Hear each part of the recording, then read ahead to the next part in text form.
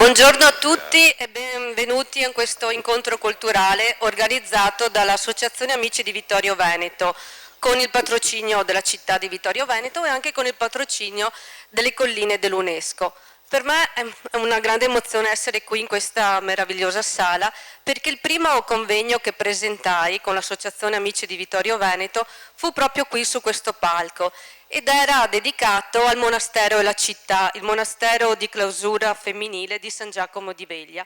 E allora era il 4 dicembre 2004, tra i relatori c'era l'architetto Franco Posocco, che abbiamo il piacere e l'onore di averlo di nuovo qui, arriverà tra poco.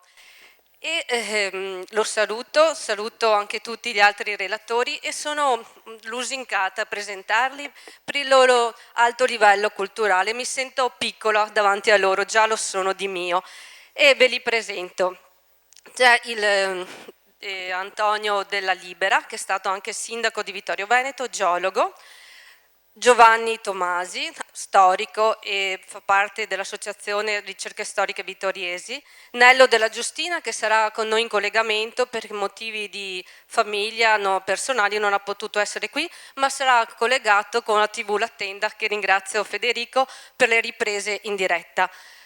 E poi tra i vari relatori, aspetta ve li dico per non dimenticare tutti, Giovanni Carraro, che è scrittore e giornalista, sarà da noi, ci raggiungerà tra poco perché anche lui ha impegni di lavoro, e Antonio Miatto, il sindaco, che purtroppo oggi ha diverse incombenze, dovrà presiedere al funerale del personaggio Longo, il ciclista, e poi dovrà assentarsi anche per andare a celebrare un matrimonio, e noi insomma lo lasciamo andare anche volentieri perché i matrimoni sono così rari al giorno d'oggi, tutti convivono e pochi convorano a nozze, quindi porti anche gli auguri agli sposi. E naturalmente, non per ultimo per importanza, l'avvocato Bruno Barel, che non ha bisogno di presentazioni, è un noto giurista internazionale e un caro amico dell'associazione perché ha partecipato a molti nostri eventi. Lo ringrazio davvero di essere sempre disponibile. Bruno ed io siamo molto legati alla nostra città e nonostante io sia di Ceneda e lui di Serravalle non c'è mai stata una rivalità come allora di due comuni, perché siamo nati 100 anni dopo l'unificazione di Vittorio Veneto.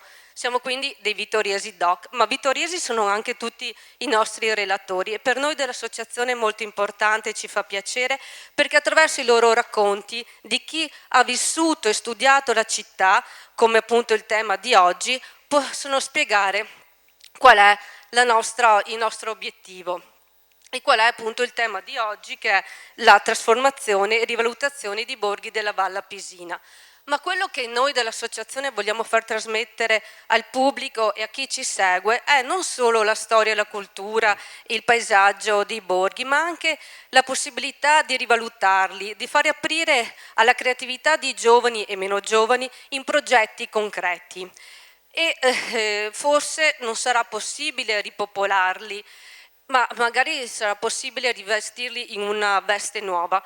E a tal proposito vi voglio leggere alcune parole del Papa Francesco in Laudate Si. Non basta la ricerca della bellezza nel progetto architettonico, perché ha più valore un altro tipo di bellezza, la qualità della vita delle persone, la loro armonia con l'ambiente, l'incontro e l'aiuto reciproco. Anche per questo è importante che il punto di vista degli abitanti del luogo contribuisca all'analisi della qualificazione urbanistica. Capite bene che è importante anche la dimensione umana. E a me farebbe piacere che si ritrovasse anche quell'armonia e quel rispetto e quell'aiuto reciproco che si viveva nei borghi e ritrovare nel paesaggio quella poesia che Massimo Neri ricorda nelle sue poesie, che lo avremo poi alla fine del convegno dedicandoci una poesia proprio di borghi della Valle Pisina. E allora se non si potrà ritrovare quel legame sociale, si potrà però rivalutare i borghi attraverso un altro aspetto che è quello della rivalutazione urbana, paesaggistica di questo tema ne parlerà Antonio Miatto. Ora però, prima di iniziare, vorrei che ci facesse da padrino l'architetto Fernando Tomasello. Lo invito a salire sul palco, se c'è, è arrivato, eccolo qui. Accogliamolo con un applauso. Grazie di essere venuto e accettare il nostro invito. È veramente un piacere e un privilegio avere qui l'architetto Fernando Tomasello, perché pensate che un mese fa circa ha presentato al Senato il centro studi per la rivalutazione del patrimonio immateriale. Ecco, ci spieghi un po' l'importanza di questo organo così importante?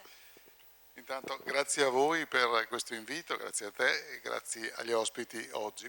Diciamo che ho avuto l'occasione poi di essere qui presente con voi qualche tempo fa, quindi in piena pandemia purtroppo, ma è stato un momento importante e mi sono affezionato a questo territorio perché ho visto una grande sensibilità, una grande attenzione verso i temi che le Proloco italiane seguono da moltissimi anni. Oltre 60 anni l'UNPLI, l'Unione Nazionale delle Proloco Italiane, ma oltre 140 anni dalla nascita della prima Proloco, quindi per il luogo e le persone nel luogo pensano a quello che è la valorizzazione del proprio territorio. Il tema non è semplice da affrontare, quello del patrimonio culturale immateriale. Diciamo che l'UNPLI è riconosciuto dal 2012 dall'UNESCO come ente di salvaguardia per i patrimoni culturali immateriali. Cosa sono i patrimoni culturali immateriali? Vi rubo 2 minuti per inquadrare un po' il tema. Se mi tiene questo, sì. Magari vado con una traccia per non andare fuori tema, perché poi l'argomento è abbastanza, come dire, importante, ma anche ti prende al punto tale che rischi di parlare troppo. Quindi mi fermo a quella che è la traccia che noi abbiamo condiviso nel giorno della presentazione. In pratica, attraverso il centro studi del patrimonio culturale immateriale, la Fondazione delle Proloco d'Italia fa fronte a quella che è un'esigenza sempre più sentita di dotarsi di strumenti di documentazione e informazione per la conoscenza e l'approfondimento delle realtà culturali e sociali dei territori in cui opera. Il centro studi si colloca in modo strategico all'interno delle diverse attività che l'UNPLI svolge a favore del territorio. Il centro studi si propone come spazio di promozione sociale e culturale sia sul territorio nazionale ma soprattutto su quelli che sono gli ambiti territoriali locali.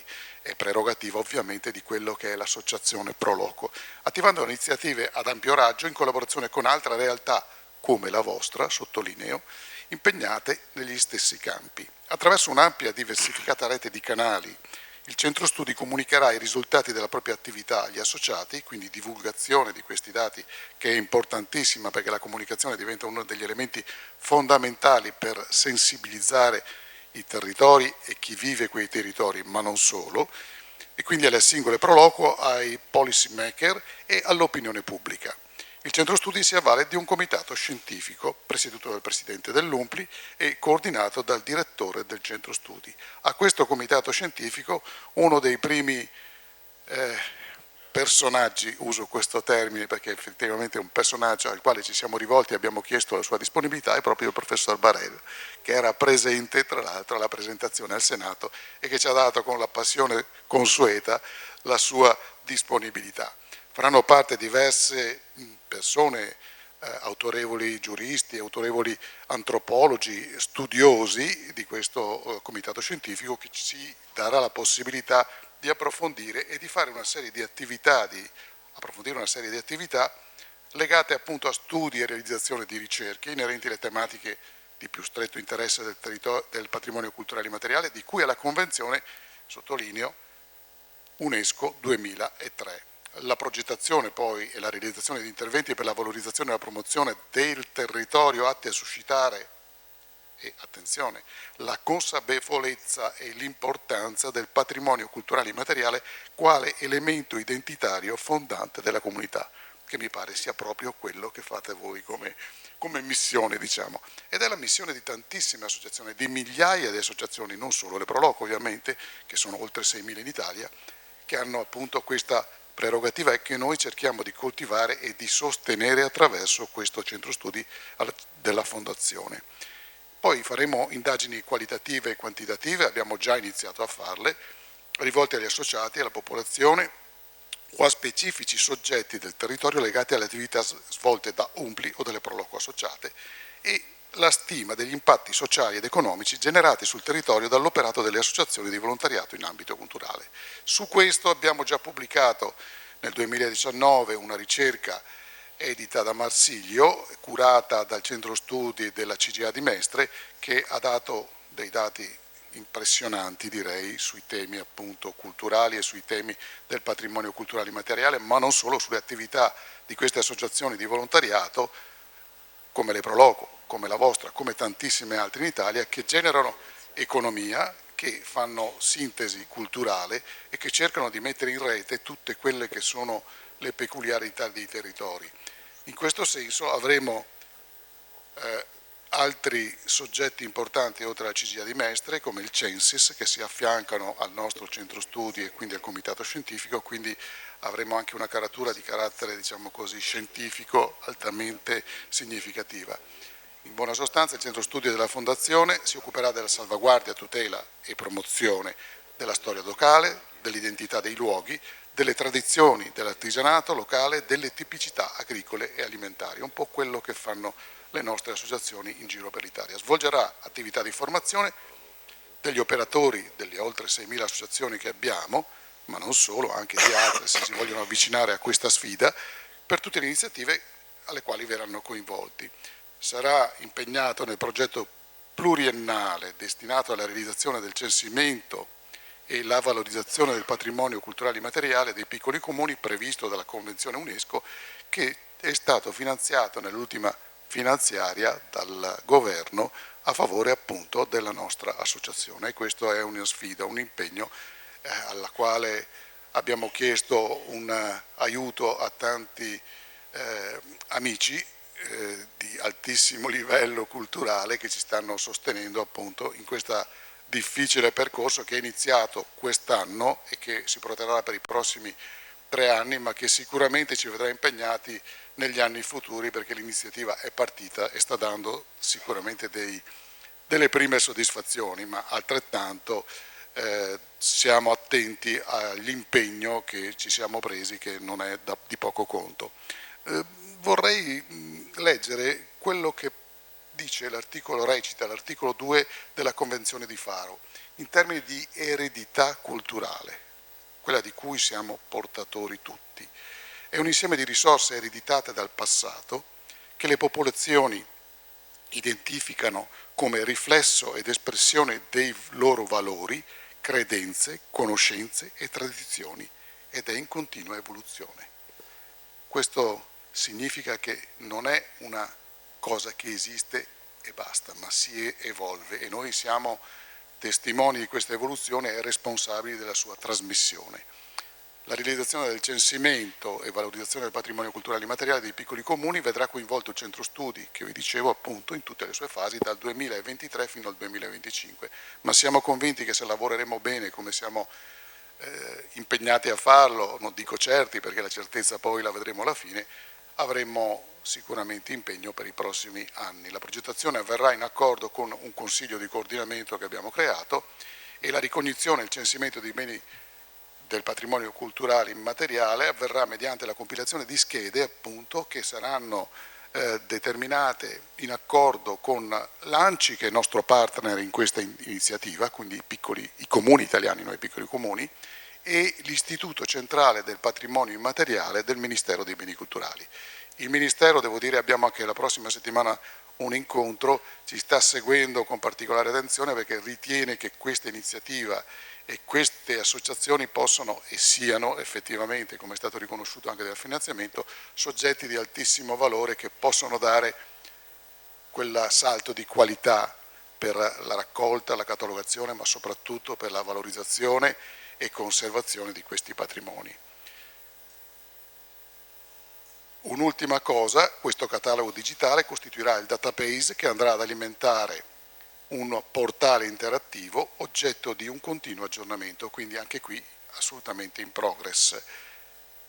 Io direi che, riferendosi sempre alla Convenzione di Faro, una comunità patrimoniale di eredità è costituita da un insieme di persone che attribuisce valore ad aspetti specifici dell'eredità culturale e che desidera, nel quadro di un'azione pubblica, sostenerli e trasmetterli alle generazioni future. Cosa vuol dire questo? La persona è in primo luogo il soggetto al quale noi guardiamo. Grazie a voi tutti per il vostro lavoro e per la vostra attenzione. Grazie a lei del lavoro che sta facendo. Io la pregherei di rimanere qui un attimo ancora perché vi voglio portare i saluti del Presidente della Regione Veneto, Luca Zaia, che ci ha mandato una lettera questa mattina. Sono rimasta anche sorpresa, non me l'aspettavo e mi ha anche un po' commossa. Ve la leggo. Esprimo la mia vicinanza ideale a questo appuntamento e il mio plauso alle sinergie d'ampio respiro che animandolo contribuiscono ad arricchire il convegno di spunti di riflessione che confido sapranno orientare lo sviluppo del territorio mediante progettualità innovativa ed ampio respiro. Il turismo è la maggiore industria della nostra regione. A sua volta contribuisce ad animare un vivo indotto concorrendo ad arricchire gli orizzonti tanto economici quanto occupazionali del Veneto. Veneto che, come dimostra dal comprensorio oggetto dell'approfondimento, può annoverare un patrimonio diffuso e composto da storia, cultura e suggestioni enogastronomiche, a loro volta plasmate dall'infaticabile lavoro della comunità che lo abitano. Occasioni come questa concorrono peraltro a promuovere non solo la Valle Pisina e le colline del Vittoriese, ma anche un'offerta turistica varia e capace, valorizzando le peculiarità locali, di intercettare e convogliare i visitatori che vorranno perdersi nella suggestiva bellezza di questo angolo della nostra terra. Non posso esimermi quindi da ringraziare l'Associazione Culturale Amici di Vittorio Veneto per il grande impegno messo in campo e la costante dedizione profusa a favore della città dell'Alta Marca Trevigiana. Augurando buon lavoro ai relatori che interverranno, voglio ricevere il mio cordiale saluto ed estenderlo anche a tutti i presenti.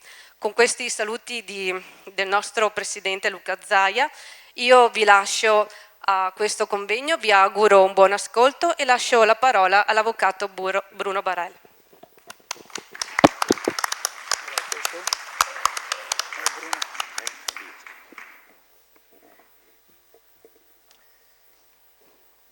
Buongiorno.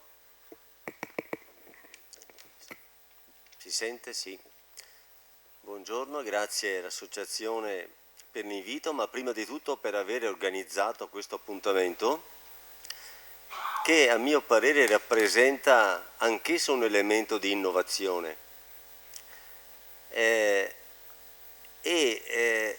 Ce lo ha già fatto intendere l'architetto Fernando Tomasello col suo intervento, perché ci ha fatto capire che questo tema è al centro delle politiche del Paese. Lui rappresenta 6.000 associazioni con 250.000 volontari attivi. E tutta questa gente è in marcia attorno a un progetto nazionale sostenuto dalle istituzioni che ha un obiettivo apparentemente incredibile, nuovo, difficilmente quasi comprensibile: salvare un patrimonio che non c'è, perché è immateriale. Addirittura si è detto esiste una convenzione di Faro internazionale del 2003 che ne fa un obbligo internazionale. Ma cosa significa salvare un patrimonio immateriale? Significa che evidentemente anche quello che non si vede è un patrimonio, che la cultura non è fatta solo di cose, è fatta delle persone e di quello che le persone esprimono nella storia e diventa identità. Quindi la cultura è fatta della Fiera di Sant'Augusta, il patrimonio materiale è fatto degli antichi saperi, del lavoro dei fabbri, delle maestranze che trattano il marmo, che trattano il legno. Un liutaio non è custode di un patrimonio immateriale. Il titolare di uno squero di Venezia che sa come con l'accetta ricavare dal legno le gondole non ha nelle sue mani un patrimonio culturale, il saper fare, perché il saper fare non nasce dalle mani, nasce dalla cultura e dall'intelligenza delle persone. Dunque, è una grande sfida nazionale questa, che Vittorio Veneto ha intuito per tempo e nella quale è presente. Quindi mi fa piacere che la mia città sia partecipe di questa grande avventura nobilissima, culturale, che sta mettendo in moto il Paese anche su questo versante, perché nel momento in cui sembra che fare le cose faccia la differenza, costruire infrastrutture, ed è importante, in questo stesso momento siamo consapevoli che è importante anche conservare l'identità che è la storia comunitaria ma anche individuale e che si esprime attraverso 1000 fili sottili. Allora, dentro questo processo oggi c'è una parola molto usata che riassume molte delle azioni in corso. Questa parola, forse anche ormai abusata, è rigenerazione urbana.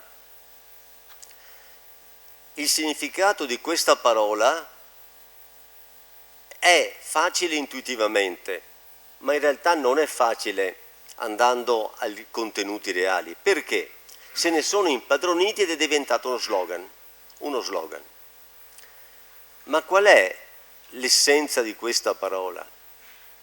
È di concentrarsi sulla città costruita, sul territorio costruito, proteggere il territorio aperto e rimodellare, riqualificare, meglio, ridare nuova vita, rigenerare quel patrimonio esistente che è stato costruito nei secoli e che ha bisogno oggi di rigenerazione. Ma questo non è un'operazione architettonico-urbanistica, è un'operazione culturale. Perché? Perché la rigenerazione urbana è un'operazione sociale, culturale, ambientale, prima che meramente economica e immobiliare. Rigenerare le città significa trovare una risposta a una domanda fondamentale.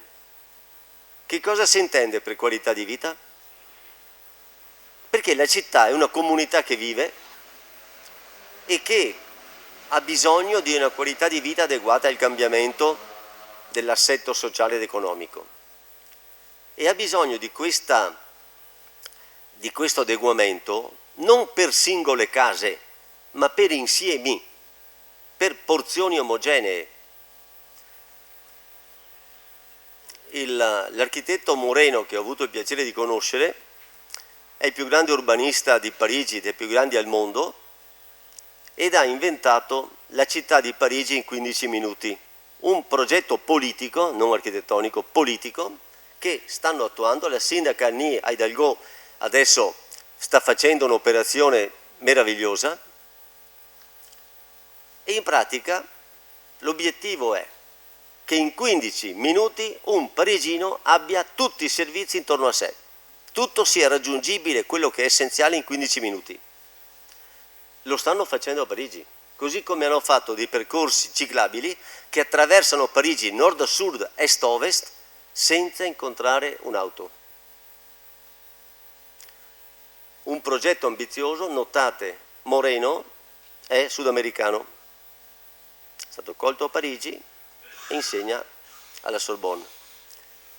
Cosa intendo dire? Tutto il mondo si sta interrogando su questo stesso tema. Le città attrarranno migliaia, milioni di persone in più. Pare che la popolazione mondiale per il 10% si stia spostando in un decennio dalle aree interne alle città, soprattutto alle città sul mare. È un processo di aggregazione che obbliga a ripensare le città e le obbliga a ripensarle in un modo diverso dal passato, proprio come un sistema comunitario in cui l'essenziale è la qualità di vita delle persone, che è aiutata ma strumentalmente anche dagli oggetti, dalle cose. E quindi c'è tutto uno studio degli spazi, uno studio delle aree inedificate, della mobilità, quello che molti chiamano le smart cities. C'è un processo in corso affascinante, è in corso anche in Italia, ci sono 7 disegni di legge in Parlamento su questo, sono stati nella scorsa legislatura, sono stati ripresentati, si sta lavorando a livello nazionale e la sfida sta arrivando in tutti i territori. Ieri abbiamo fatto un convegno di un'intera giornata a Treviso della Fondazione Architetti proprio per vedere che cosa si è fatto e che cosa si deve fare a Treviso, nella provincia di Treviso. E si è visto che cosa sta accadendo fuori, al di fuori di Treviso. Allora, questo convegno si colloca in questo grande filone culturale, in questo movimento di opinione che io avverto nel Paese e che mi pare molto importante. Qual è il posto di questo convegno, di questo tema? Se mi permettete una battuta, direi è un posto chic. Perché? Perché in questo movimento praticamente non esiste la parola borghi. Apposta ho intitolato il mio breve intervento il non diritto dei borghi, perché non c'è un diritto dei borghi. Cioè la parola borghi non è riconosciuta nell'area formale del diritto e delle regole. Perché non è riconosciuta? Perché altre parole hanno preso il sopravvento. C'è una legge italiana di finanziamento dei piccoli comuni. Dei piccoli comuni. Ci sono interventi normativi attuali per le periferie urbane.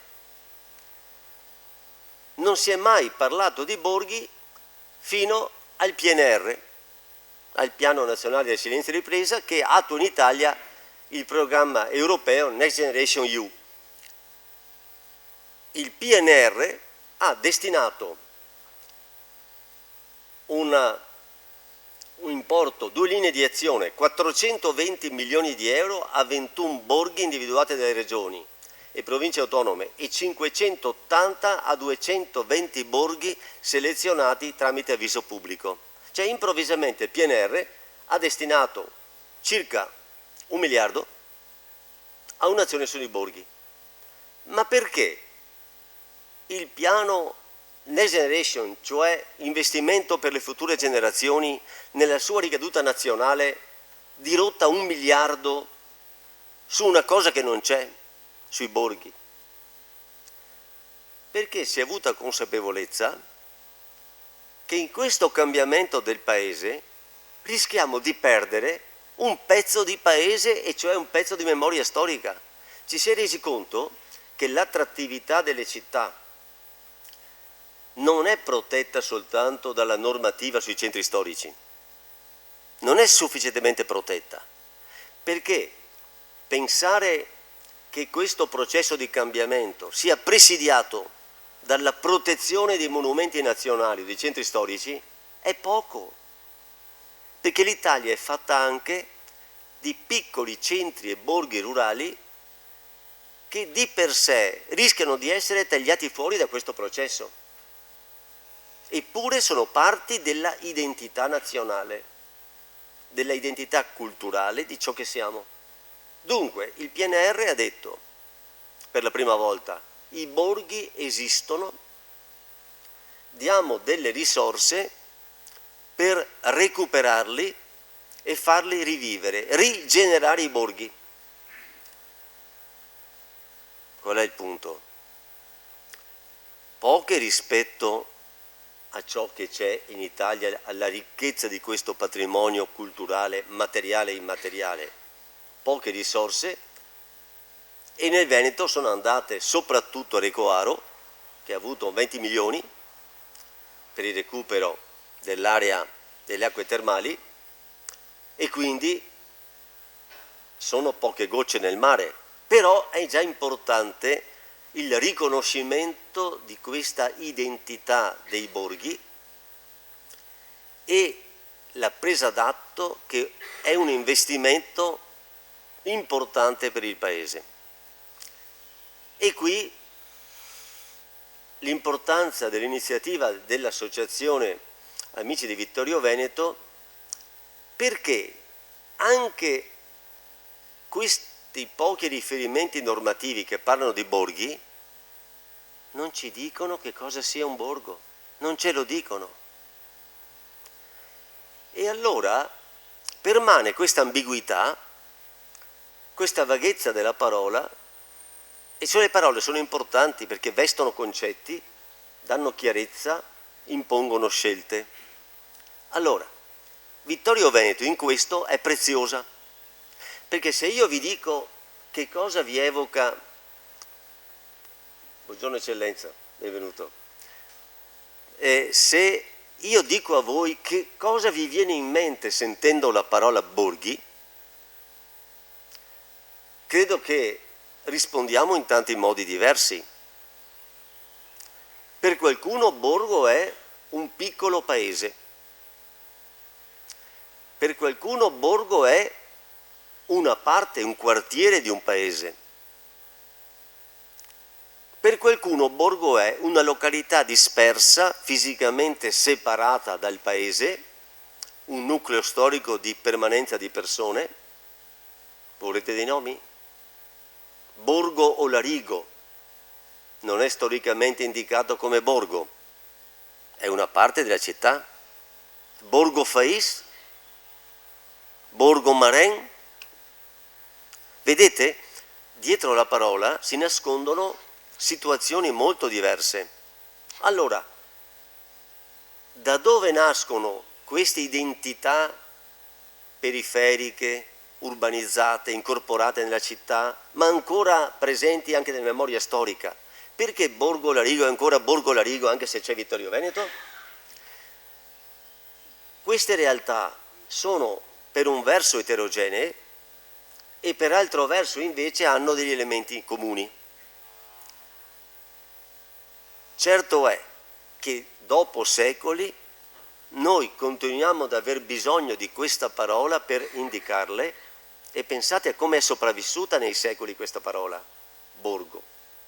Allora, il contributo dei relatori questa mattina è preziosissimo perché comincia dalle fondamenta, costruisce il ragionamento, cioè ci aiuta a capire, partendo dalla esperienza storica, ci aiuta a capire come sono nate, come si sono formate queste aggregazioni comunitarie che sono sopravvissute, che oggi finalmente riconosciamo nel loro valore e che ci sfidano, perché la grande sfida diventa: se è un patrimonio, come possiamo salvarlo? Il mio grande timore è che la frammentazione della proprietà possa essere nefasta e possa portare a una disintegrazione dell'unità fisica dei borghi. La casa è recuperata, quella accanto non è recuperata, tutto in modo diverso. Vi immaginate un borgo con una casa di ogni colore? Allora, gli strumenti giuridici attuali sono carenti rispetto all'obiettivo, cioè di superare i limiti della proprietà privata dei singoli per tentare di mantenere il senso dell'insieme, che non è solo un insieme fisico, è un insieme comunitario che ha generato toponimi, che ha generato, come dire, legami familiari sopravvissuti nei secoli, che ha visto le case incastrarsi l'una sull'altra e dove la vita è stata naturalmente comunitaria, perché era una vita di sopravvivenza, di aiuto reciproco. Io mi ricordo una cosa che mi ha molto colpito, no? Ci si conosceva tutti nei borghi, ci si salutava tutti. Le storie personali riguardavano tutti, le nascite e le morti, i matrimoni erano un evento per tutti, c'era un'espressione di vita comunitaria e di valori condivisi. Bene, è un grande tema di civiltà, è una sfida per il Paese e il fatto che Vittorio Veneto sia presente e partecipe a questa avventura nazionale mi rende molto orgoglioso della mia città una volta di più. Allora, stamattina proviamo a risolvere questa domanda fondamentale. Per proteggere bisogna conoscere. Cominciamo a capire come sono nati i borghi, che cosa sono, qual è la loro origine. Cominciamo a capire quanto sono preziosi e cominciamo a domandarci, ma sarà per un'altra puntata, come possiamo affrontare con gli strumenti che abbiamo questo tema, perché se è un valore va protetto. Io penso che nel nostro territorio esista ancora spazio per proteggere queste realtà che non sono state radicalmente, per la massima parte, radicalmente compromesse. Io penso che sia una sfida anche per il nuovo piano regolatore della città, che è su queste cose che si fa la differenza nei piani, nella capacità di leggere i fenomeni e nella capacità di proteggerli, di indicare delle linee d'azione. Allora, vedo questo incontro come un ottimo inizio, se vogliamo la prosecuzione del primo incontro organizzato dall'associazione, ma lo vedo come l'inizio di un discorso. Vale a dire, la domanda che dovremmo farci alla fine di questo incontro è, dopo aver capito che cosa sono i borghi e come si sono formati, sarà come possiamo agire per affrontare la sfida della tutela e soprattutto del riconoscimento della identità di queste realtà del territorio che dopo secoli di disinteresse, di marginalità, grazie anche all'associazione Amici di Vittorio Veneto, sono al centro dell'attenzione.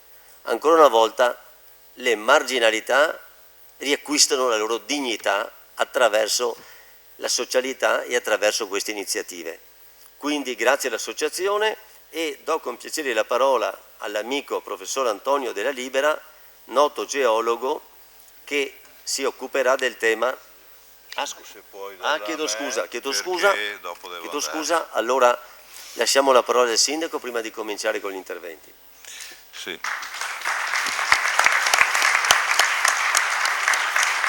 Scusate se ho chiesto direttamente la parola, ma io ho altri impegni e purtroppo dovrò perdere parte di questo convegno, per il quale ringrazio Maria Grazia Gottardi che con la sua associazione con ciclicità periodica ci presenta temi alquanto interessanti, sempre pregnanti per la nostra città, e quindi la ringrazio assieme a lei. Naturalmente ringrazio tutti quelli che l'hanno appoggiata in questo, dal seminario che ci ospita, alla tenda che ci registra e diffonde, ai relatori che questa mattina arricchiranno appunto questo convegno. Diciamo così, per iniziare, il tema che i borghi, questa presenza di agglomerati di case, intanto possiamo cominciare a definirli tali, è un fenomeno che è diffuso in tutta la fascia pedemontana, nei territori montani, specialmente gli insediamenti in quota. Naturalmente Vittorio, con la sua enorme estensione, è un concentrato di questi borghi. Fate conto che grosso modo mal contati a nord di Serravalle, sempre in ambito comunale, sono circa una cinquantina quelli oggi esistenti con nome e cognome, e hanno un'origine che adesso non vorrei sostituirmi a Giovanni, però è un'origine inveterata. La loro presenza mi sembra che addirittura, se parliamo di 3.000 anni fa, con i primi insediamenti delle popolazioni neoarrivate, quelle venetiche, sceglievano proprio le postazioni in quota, forse perché più difendibili, forse perché più asciutte, forse perché per quelle economie di sopravvivenza erano più che sufficienti per garantire una miglior sopravvivenza di quelle popolazioni. E solo dopo che ci fu un consolidamento di questa presenza che ho preso proprio questa fascia, diciamo, a nord delle popolazioni euganee e a sud delle retiche, ci fu lo spostamento verso Montebelluna, verso la pianura, verso una situazione più diffusa dove insediarsi. Se a ben vedere queste economie, ripeto, si possono definire di sopravvivenza, sono durate per molti secoli e hanno cominciato a perdere il loro significato e la loro utilità soltanto dopo la Seconda Guerra Mondiale. Guardate che io scelsi di venire a lavorare definitivamente a Vittorio Veneto proprio perché avevo trovato una realtà ancora viva in questi borghi e mi piaceva frequentarli e diciamo che a cavallo tra gli anni 70 e gli anni 80 la sola Vittorio Veneto aveva 600 allevamenti bovini, quindi gran parte dei quali, i più piccoli ma i più numerosi, erano proprio dislocati nei nostri borghi e quindi mi interfacciavo con questa realtà che era ancora viva. Era una realtà di gente con la propria mentalità che mi piaceva interloquire con loro e era un mondo quindi vivo. Mancando le condizioni economiche giustificanti queste presenze, abbiamo visto rapidamente in 4 decenni sparire completamente quella forma di economia, abbiamo visto spopolarsi questi borghi e oggi siamo di fronte appunto a questa realtà molto numerosa espressa nei nostri declivi, ma anche in pianura, perché ci sono appunto dei borghi ormai ricompresi nell'ambito della città ma anche ai suoi margini, che soffrono appunto di questo spopolamento. Il spopolamento è l'Italia, è l'Occidente che si sta... Parlavo proprio ieri con l'ingegner Luigi Masson di ritorno dalla Francia che mi raccontava quello che sta succedendo all'interno della Francia con un completo abbandono di interi borghi, con piccole città che hanno un solo punto commerciale dove ci sono i giornali, il ristorante, l'albergo, la posta, il comune anche alle volte, tutto radunato in un unico punto, quindi è un fenomeno generale dell'Occidente e noi lo percepiamo con la nostra realtà, con le nostre caratteristiche. Questa cinquantina di borghi non è da oggi che l'abbiamo notata per il loro interesse, sono venuti a trovarmi degli architetti un paio d'anni fa, vero? Portandomi una loro tesi interessantissima dove avevano fatto, per fare questa tesi, il rilievo di più di 20 borghi in quota nostri, borghi montani, con una precisione assoluta, con mano ferma e penna alla china, con misure e rilievi di assoluta precisione e che oggi sono una ricchezza e che certamente verranno rivalutati, no, nell'affrontare questo problema. È chiaro che per pensare di far qualcosa per questi borghi, io credo che prima di tutto vada studiato il modo di dare una logica perché questo fenomeno possa avvenire naturalmente e non artificialmente con sovvenzioni, pure sovvenzioni che mantengono in vita cose che non ce la farebbero da sole. Bisogna trovare delle giustificazioni. Queste giustificazioni oggi sembra che ci sia una qualche motivazione che sta muovendo il mondo a nostro favore, ovvero sia la tendenza di una certa quota della popolazione di uscire dai centri, forse sarà stata la psicosi del Covid, però è un fenomeno che è in corso. Siamo stati riconosciuti patrimonio dell'umanità dall'UNESCO e per cui si è ingenerata una certa tendenza a rivalutare i borghi e a farsi la seconda casa. C'è un po' di mercato che si è acceso in questo senso. C'è poi, sempre conseguenza del Covid, l'abitudine, le modalità di connettersi al mondo attraverso internet, per cui ci sono molti professionisti che possono operare anche stando lontani dai centri operativi, centri cittadini, per cui l'insieme di queste cose già può cominciare a dare un abbrivio a un qualcosa che però deve essere più consistente, più pensato, più diffuso, più pubblicizzato, e io mi attendo che da questo primo convegno sul tema i relatori col vostro concorso possano fornire dei grimandelli che poi le amministrazioni cercheranno di applicare, di gestire, di fruirne per ottenere un qualche risultato. Già oggi vediamo che in qualche rarissimo caso un borgo è stato ripristinato, sto pensando a Nord, Salvador, dove un imprenditore lo ha acquisito, praticamente messo a posto fisicamente, poi non so fino a che punto sia fruito, mentre altri imprenditori in altri borghi stanno fattivamente intervenendo per recuperarli a fini turistici. Sono una cinquantina di borghi, stiamo parlando di 1 o 2 che sono stati affrontati con metodo, e quindi tanto c'è ancora da fare, e l'amministrazione, per quel che può, è qua presente, ma quello che può deve essere anche giustificato da un metodo, da un approccio che sia un po' completo e che lasci sperare in un qualcosa di solido su cui investire i propri sforzi e eventualmente le proprie economie. E quindi io ringrazio i relatori, ringrazio voi per quello che potrete aiutarci a fare per arrivare appunto a un metodo per affrontare il problema. Grazie. Grazie.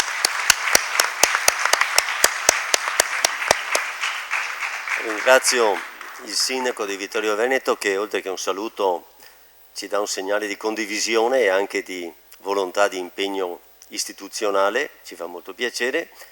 E prima che si allontani direi anche dare la parola al vescovo di Vittorio Veneto e padrone di casa, che gentilmente ci ha raggiunti.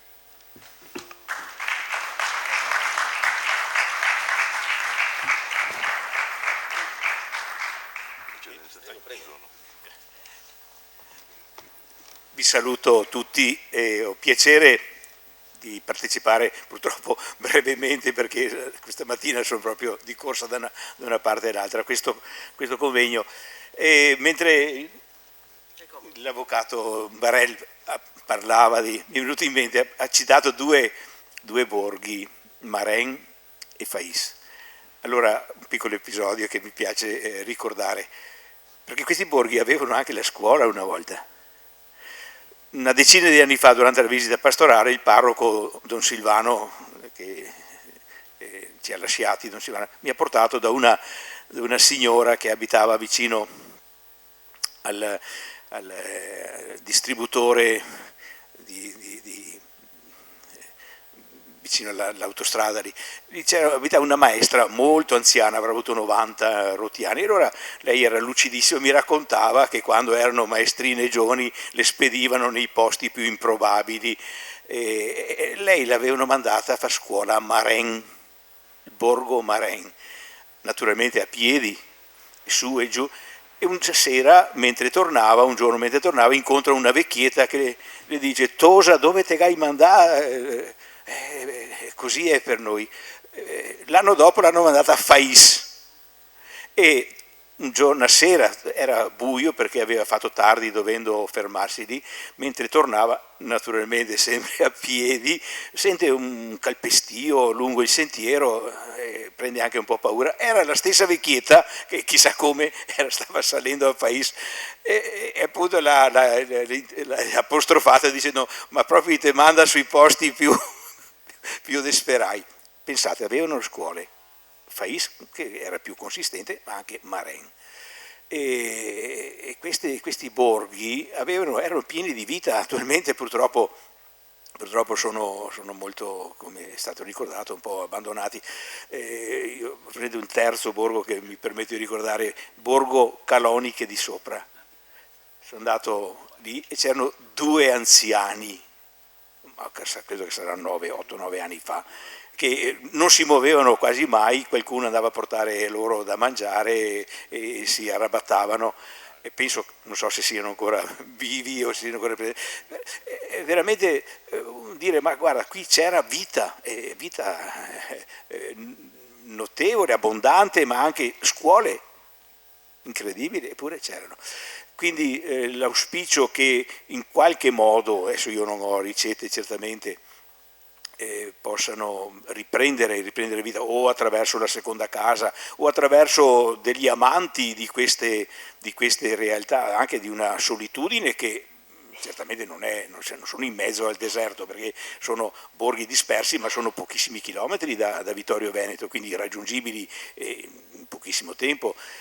Potrebbe essere, ecco, concludo ricordando un altro borgo che è nella Valzumelle, Cordelon, che è proprio spinto su verso, addirittura è stato per un periodo addirittura parrocchia, c'erano parecchia gente che abitava, attualmente c'è una coppia giovane e altre coppie, però coppie giovane che sono venuti da Padova, una e un'altra da un'altra parte, e si sono stabiliti in questo paese disperso proprio in mezzo alla Valzumelle verso nord.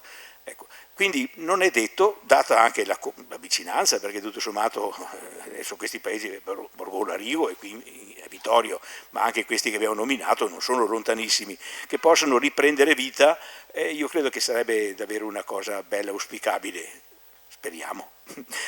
Grazie, forse proprio anche questo convegno probabilmente mette in moto qualche conoscenza, qualche desiderio di persone che vengono a sentire questa roba e dicono perché no? Perché no? Potrebbe cominciare così. Grazie e buon lavoro.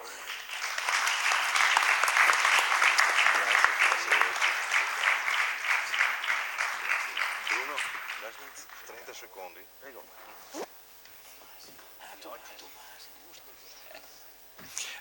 Reintervengo io perché ho commesso un grave errore, ho dimenticato un tema molto importante che sarebbe questo, che se vogliamo sperare di ottenere un qualche risultato le amministrazioni devono continuare a fare quello che già fanno con poca fortuna per adesso, cioè fornire i borghi anche di servizi. Senza servizi è chiaro che diventa tutto più difficile. I servizi hanno un costo, i servizi fatti a borghi vuoti è un po' difficile ottenerli, però il tema è importantissimo e credo prodromico a qualsiasi altro tipo di intervento, se vogliamo che ci sia dell'interesse che aumenta su questi borghi. È tutto qua. Grazie.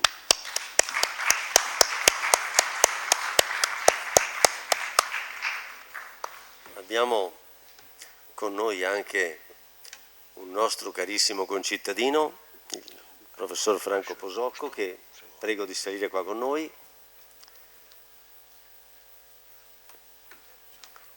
Grazie. Veneziano di adozione, ma eternamente vittoriese di spirito e sangue. E vi ricordo che l'architetto Posocco è guardian grando della scuola di San Rocco a Venezia e quindi ha un'altissima responsabilità di proteggere un patrimonio dell'umanità, però è affezionato e non manca di condividere con noi fin dal precedente incontro questa avventura intellettuale e umana con la sua solita passione che è pari alla competenza, e quindi siamo felici di averlo qui e in ottima salute.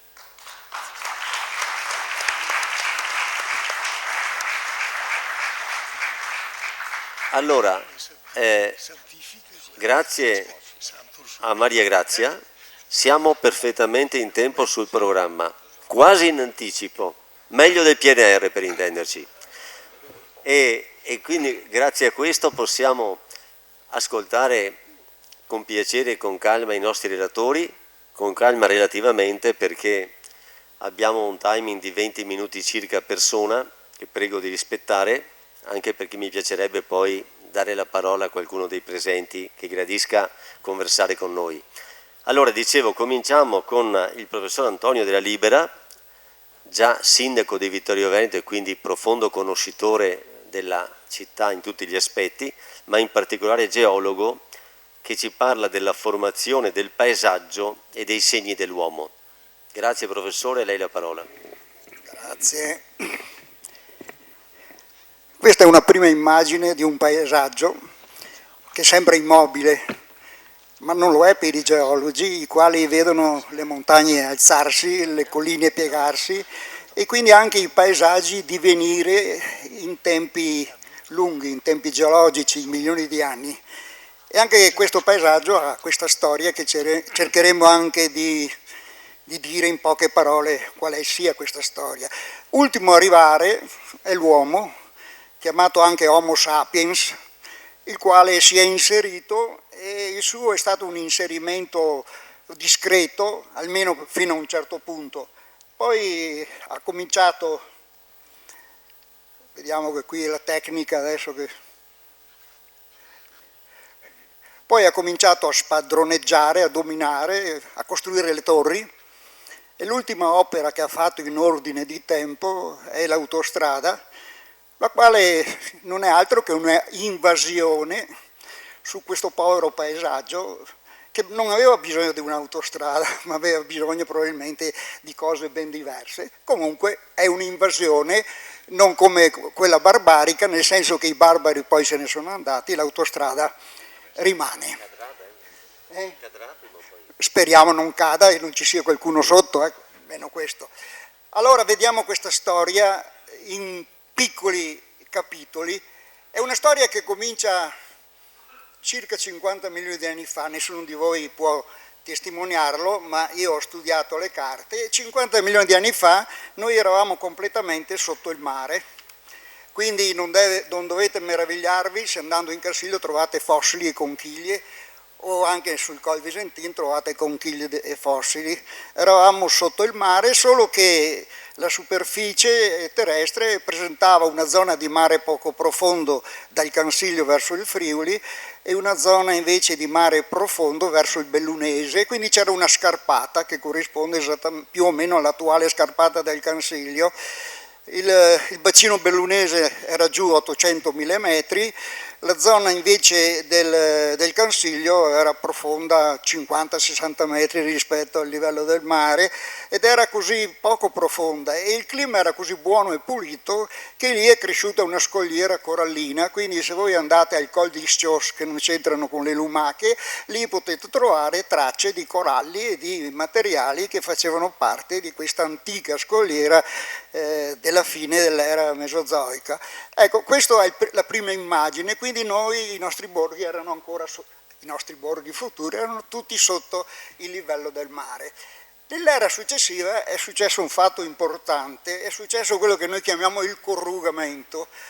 Tutta sta roba è stata come presa in mezzo a una morsa e ha cominciato a piegarsi e a sollevarsi il corrugamento, appunto, dal quale sono derivate le Alpi, le Prealpi e poi fino alle colline. L'ultimo a venire fuori è stato il Montello, che è il più lontano, diciamo, dalla linea delle Alpi. Il corrugamento, vediamo, ecco, dopo la cura, ecco cosa è successo. Il fondo di quello che è il bacino bellunese ha generato una catena montuosa che è la catena che dal Cesen arriva al Col Visentin, al Nevegal. Dall'altra parte, a destra, qui, non si vede niente, comunque, vediamo, il Cansiglio, anch'esso sollevato di oltre 1000 metri, in mezzo a colori la nostra povera Valle Apesina, quindi la Valle Apesina è proprio un solco compresso tra una linea di montagne che sono salite, piegandosi, e il Cansiglio che era di rocce più rigide invece fratturandosi, e in mezzo la Valle Apesina. Quindi questa è la prima immagine della nostra valle e anche qui non c'è spazio per i borghi. Andiamo avanti, ho sbagliato, ecco sì, la successiva. Volete vedere un primo piano di questo sollevamento, guardate questo versante del Col Visentin e qui si vede bene la piega. Immaginate che queste rocce che erano sul fondo del mare sono salite di oltre 1000 metri, sono state piegate e voi direte ma chi è che ha fatto tutto questo? I geologi che hanno tanta fantasia hanno spiegato in tante maniere le famose orogenesi o i corrugamenti.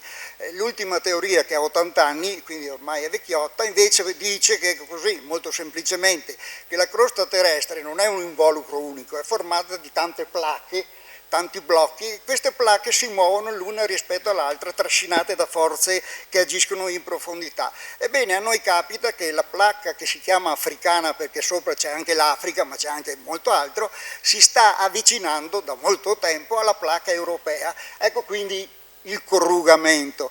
Il fatto serio è che questo avvicinamento continua anche oggi e quindi non meravigliatevi se la nostra zona è una zona sismica, perché le rocce compresse fino a un certo punto si piegano e poi prima o dopo cedono, si spaccano e liberano improvvisamente l'energia che avevano accumulato pian pianino. Quindi la nostra, soprattutto il nord-est d'Italia, il Veneto orientale e il Friuli sono zone di notevole sismicità. Un'ultima cosa da questa immagine che è proprio qui sul Visentin, vedete che qui manca del materiale, quindi qui ci sono già delle nicchie, ecco qui adesso, ecco, le nicchie da cui si sono staccati di materiale e sono franati giù. Ecco, andiamo avanti, dopo le Prealpi sono nate le colline, sembrano quasi delle onde del mare che vanno così ad accostarsi alla linea del prealpina che vedete lì. Ecco, quindi questa è l'orogenesi spiegata in parole povere. Così è nato il nostro territorio, però siamo a qualche milione di anni fa. Nell'ultimo periodo, quindi diciamo nell'ultima era, il fatto nuovo e fondamentale sono state le variazioni climatiche, si sono succedute cioè vari periodi in cui il clima era più rigido dell'attuale, quindi i ghiacciai sono arrivati fino qui in pianura, e periodi invece caldi in cui abbondavano i corsi d'acqua. Ma prima di arrivare a questo, anzi già in questa immagine si vede la traccia del ghiacciaio. Voi vedete la Valle Apesina, nell'immagine precedente era presa in mezzo, no? Ricordate, era stata compressa un solco, qui invece è aperta a forma di U, quindi vuol dire che qui sono passati i ghiacciai, l'immagine di oggi chiaramente, sono passati i ghiacciai, hanno eroso sui fianchi soprattutto e quindi hanno aperto in qualche maniera la valle e le hanno dato questa forma tipica a U che poi vedremo anche in altre immagini. Quindi osservate le rocce abbastanza contorte, piegate, quelle linee verticali sono le cosiddette faglie sono quelle linee dove la roccia non è riuscita a resistere, si è spaccata e quando si spacca è un disastro perché ogni volta è un terremoto che si produce proprio per questa liberazione improvvisa di energia. Vedete che la Valle Apesina di faglie ne ha 3 linee di faglie, quindi è trattata bene, quindi non dovete meravigliarvi se la Valle Apesina è stata anche una valle molto franosa, perché dove ci sono le faglie la roccia si maciulla, si sgretola, da noi c'è un luogo che chiamano la Croda Marsa e quindi questo dà l'idea insomma e poi tutti i ghiaioni eccetera sono alimentati da queste fratturazioni generali della roccia. Ecco l'effetto del ghiacciaio, questa è la valle, l'Apesina, che poi prosegue naturalmente con la valle del Soligo, la tipica forma U, perché i ghiacciai lavorano sul fianco, sono masse di ghiaccio e di materiale che cade dentro il ghiaccio, che si muove continuamente perché a monte caricano e quindi lui deve proseguire, va avanti e la vallata, ecco la freccia indica una valletta trasversale, è la valletta di Gai, che non c'entra niente con gli allineamenti tipici delle nostre colline e indica che fin lì è arrivato l'ultima glaciazione, altre sono andate anche più avanti prima, ma l'ultima glaciazione, cioè perché cosa succede? Il ghiacciaio porta tanto materiale, quindi il ghiaccio fonde e il materiale lo rigurgita davanti, lo accumula e quindi ha determinato quella collinetta di Gai che poi è responsabile dei laghi, del lago di Lago, il lago di Santa Maria eccetera. Qual era la potenza del ghiacciaio? Beh, a Fadalto sicuramente più di 800 metri, a Fais 700 metri, quindi non deve meravigliare che è arrivato grosso modo nella zona delle porte di Vittorio Veneto fosse talmente alto da passare sopra diciamo la stretta di Sant'Augusta e di trasbordare addirittura fino in comune di Fregona e poi invece di proseguire a valle fino a creare un grande anfiteatro morenico. Ecco qui, vediamo se, eccolo qua, Vedete questa linea nera è la linea, un vero e proprio anfiteatro naturale che comincia ad Anzano, poi San Martino di Colle Umberto, Castello di Roganzuolo e su fino a Carpesica. Ecco, questo è tutto materiale che il ghiacciaio ha portato avanti, quindi Vittorio è come dentro una grande conchiglia. A monte la stretta di Serravalle che lo protegge dai venti impetuosi e a valle questa enorme, bellissima anfiteatro sopra il quale sono sorti dei diversi paesi, perché la morena, si chiama morena questo materiale, è un buon materiale, si può costruire le case, non è franoso, insomma, è anche produttivo perché porta giù materiali da tutta la zona dolomitica, quindi trovate anche dal punto di vista della composizione chimica mineralogica tutta una varietà di prodotti. Diciamo, si parlava dell'altezza del ghiacciaio. Ecco qui, passava proprio qui, la stretta di Serravalle, Sant'Augusta, e se voi guardate verso Sant'Augusta vedete queste forme concave del suolo, no? È effetto dell'abrasione operata dal ghiacciaio, cioè il ghiacciaio modellava i versanti e quindi qui ha dato questa tipica forma. Sempre da qua, guardando invece verso la zona di Fais, vediamo come la superficie topografica sia ondulata, cioè i ghiacciai modellano il territorio e hanno creato tutta una serie di ondulazioni e qui comincia l'intervento dell'uomo. Siccome ci sono delle ondulazioni, ci sono delle zone meno pendenti dove hanno costruito i borghi. E se voi guardate, poi lo vedremo in un'altra immagine, i borghi sono tutti costruiti laddove le pendenze sono minori, quindi le condizioni di sicurezza maggiori, e dove quindi è anche migliore le condizioni di vivibilità. Qui, ecco qui in questo caso, tanto per fare un piccolo, abbiamo il borgo di Colón, il borgo di Fais, Olivi, Menegon e poi più sotto altri borghi, ma tutti posti in ripiani, E attorno a ogni borgo il bosco è stato allontanato ed è cresciuta l'erba e sono cresciuti i prati, perché per vivere c'è il bestiame da nutrire. E un'altra cosa interessante, per risparmiare i territori le case sono tutte addossate le une alle altre in maniera da... Chiaramente è stata per i valligiani una vita dura e difficile. Questa immagine dà un po' l'idea della fatica, no? La costruzione, il dissodamento del terreno, togliamo le pietre e costruiamo dei muri e recuperiamo un po' di terreno, quindi un'economia povera, un'economia faticosa, tant'è che un'altra caratteristica di queste zone è l'emigrazione. Emigravano le forze lavoro e dove andavano? Andavano a lavorare nelle gallerie e tornavano a casa con quella che la scienza medica chiama la silicosi, ma per la gente del posto si chiamava possiera, che era un termine tratto dalla lingua francese. Possière vuol dire polvere, quella polvere che ricopriva i polmoni e quindi costituiva una delle malattie più diffuse, soprattutto nella zona di Fadalto, Caloniche, ma anche in queste zone. Ecco. Quindi una vita dura, difficile. Ecco un'altra immagine, qui siamo a Marengo, questo ripiano costituisce l'antico fondovalle glaciale che era diversi metri più alto dell'attuale fondovalle, che è stato successivamente scavato dal fiume Meschio, quindi questo è un po' l'originario fondovalle del ghiacciaio del Piave. E dopo, finiti i ghiacciai, è il capitolo delle grandi frane.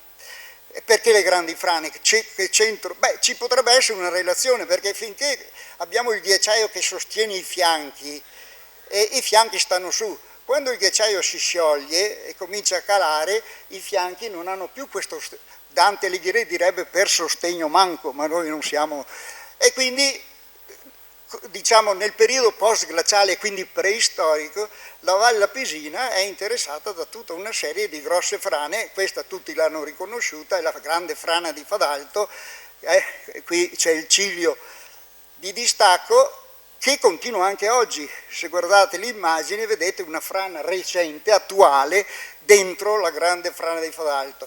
Evidentemente, siccome la gente di Fadalto era intelligente, ha costruito il paese tutto a sinistra in una posizione sicura, ma anche la ferrovia ruota a sinistra, ma anche l'autostrada ruota a sinistra, meglio di tutti quelli di Caloniche che dall'alto possono dominare la situazione senza alcun pericolo. Ecco, la frana di Fadalto, una delle più famose, qui è ricostruito, insomma, per dire che noi pensiamo a una frana, non è vero che è una frana sola, è tutto un insieme di movimenti franosi che da almeno 10-12 mila anni fino ad oggi continuano ad interessare questa zona, e quindi prudenza, e quindi sapere che esistono questi fenomeni di instabilità dovuti il discorso che facevo prima, la roccia che è fratturata, alle pendenze e all'acqua che lubrificando i ciottoli ne riduce, insomma, l'angolo di attrito interno, li rende più scivolosi. Ma anche Noe ha la sua frana. Questo che vedete in primo piano è il Lago Morto, e a valle del Lago Morto l'accumulo, ecco qua, oddio, ecco l'accumulo di frana, e tra l'accumulo di frana e il versante del Visentin una serie di paesi che si sono successivamente, a meglio di borghi, Borgo Picin, Borgo Simoi, Borgo Seui, eccetera, che si sono sviluppati. Evidentemente, come la frana di Fadalto è responsabile del lago di Santa Croce, la frana di Nove ha causato la formazione del Lago Morto. E in questa maniera, grazie a queste frane, la Valle Albisina ha una caratteristica che è fatta a salti, quindi voi avete Sella di Fadalto, la caduta, Pian di Nove, la caduta, Piano di San Floriano e poi più in giù. Ecco, questo sistema è stato sfruttato dalla società idroelettrica, che ha impostato in questa tipica situazione morfologica tutta una serie di, sfruttando la caduta dell'acqua, tutta una serie di centrali da Fadalto, Nove e San Floriano, quindi diciamo che questa è anche una particolarità della nostra valle. Ecco quindi un esempio di impianto idroelettrico, queste sono le centrali nuove, poi ne hanno fatto di più nuove ancora, prima c'erano le centrali vecchie, sfruttando l'acqua che inizialmente veniva dall'Alpago al lago di Santa Croce, poi per aumentare la produzione hanno collegato il lago di Santa Croce con il Piave, e quindi la produzione di energia elettrica è aumentata notevolmente. E questa è la frana famosa, è la frana di Forcal, che è una frana preistorica. È una frana, adesso vediamo se, ecco, questa è la zona di distacco, questa parte scura, la zona di distacco, e questa in basso, dove ci sono tutte queste case, è la zona dove si è accumulato il materiale. Siccome è una frana di slittamento, perché qui gli strati sono messi verso valle, sono a frana appoggio come si dice, la frana è scivolata giù e si è espansa notevolmente arrivando fino in zona trementina, arrivando fino vicino alla ferrovia, alla linea ferroviaria, e tutte queste case che vedete qui sono state tutte costruite sul macereto, sul corpo della frana, utilizzando il materiale della frana. Quindi dove vedete dei buchi verdi qua, un tempo c'erano delle piccole cave, prendevano questo materiale sciolto che era venuto giù dalla montagna con la frana e lo usavano per costruire le case. Quindi Forcal è un paese che è nato oggi diremo su una paleofrana, cioè una frana antica che però ecco, c'è un signore che in una lettera scritta fra l'altro in lingua latina nel 1521, si chiama Gian Antonio Flaminio, parla di una grande alluvione che sarebbe avvenuta tra il lunedì e il martedì di quel giorno, e dice che c'è stata anche una grande frana che sarebbe caduta in un lago e collega l'alluvione di Serravalle, che è un fatto realissimo, a questo fenomeno franoso. Evidentemente questo signore, che scriveva oltretutto in latino, anche se la gente già parlava italiano nel 1500, no? Ecco, vabbè, scrive in latino, però non risulta che sia andato a vedere. Lui aveva sentito questa storia della famosa frana di Forcal, che probabilmente quel giorno, vista la grande piovosità, qualcosa è venuto giù, senz'altro, anzi è venuto giù senz'altro qualcosa, ma non la grande frana che ha creato tutto questo enorme macereto, su cui poi è sorto il paese di Forcal. Ecco, i Sassi Noi siamo ricchi di sassi, la Valle Pesina è la zona ricca di sassi e di acqua. Qui vedete, questo qua si chiama biancone ed è un sasso formato da due tipi di materiale. Quello più scuro è il Foguer perché facendo così faceva scintille, insomma. Il bianco invece è un calcare molto usato per le costruzioni e quindi tutte le costruzioni della Valle Pesina sono formate con materiale del posto, almeno una volta. Adesso magari importano, ma una volta era tutto materiale del posto. Ma oltre che per le costruzioni, il calcare serviva anche per altri due motivi. Primo, per fare la calce. Il primo sistema di produrre la calce erano le calchere, vedete questa immagine. Le calchere erano delle costruzioni fatte da artigianati molto bravi, i quali riuscivano a costruire questa specie di forma cilindrica, mettevano sotto la legna da ardere, sotto il calcare, che doveva essere calcare puro, non con il Foguer, e lì lo cuocevano, quindi il calcare che è un sale, è un carbonato di calcio, si trasformava in ossido di calcio che calce viva, liberando anidride carbonica, poi la calce viva veniva spenta con l'acqua e usata non solo nelle malte, credo che anche il Colosseo sia fatto di malta di calcio, no? Ma non della nostra comunque, ma dicevo, oltre che per le malte veniva usato anche per imbiancare, perché era anche disinfettante la calce e quindi e poi veniva usato con il verderame assieme al solfato di rame, largamente adoperato nel mondo contadino. Facciamo un passo avanti, dalle calcare passiamo alle fornaci, qui ce n'erano due, se voi andate sul posto oggi una non c'è più perché è crollata in pratica perché era pericolante. Anche qui dall'alto si portava il carbonato di calcio, la cottura, eccetera, eccetera. Quindi la Valle Pesina, diciamo, ha avuto dei benefici sul piano così economico da questo tipo di attività. L'acqua, l'altra ricchezza. Noi abbiamo due tipi di acqua, è meglio parlarci chiaro. Una è l'acqua di fondovalle, quella che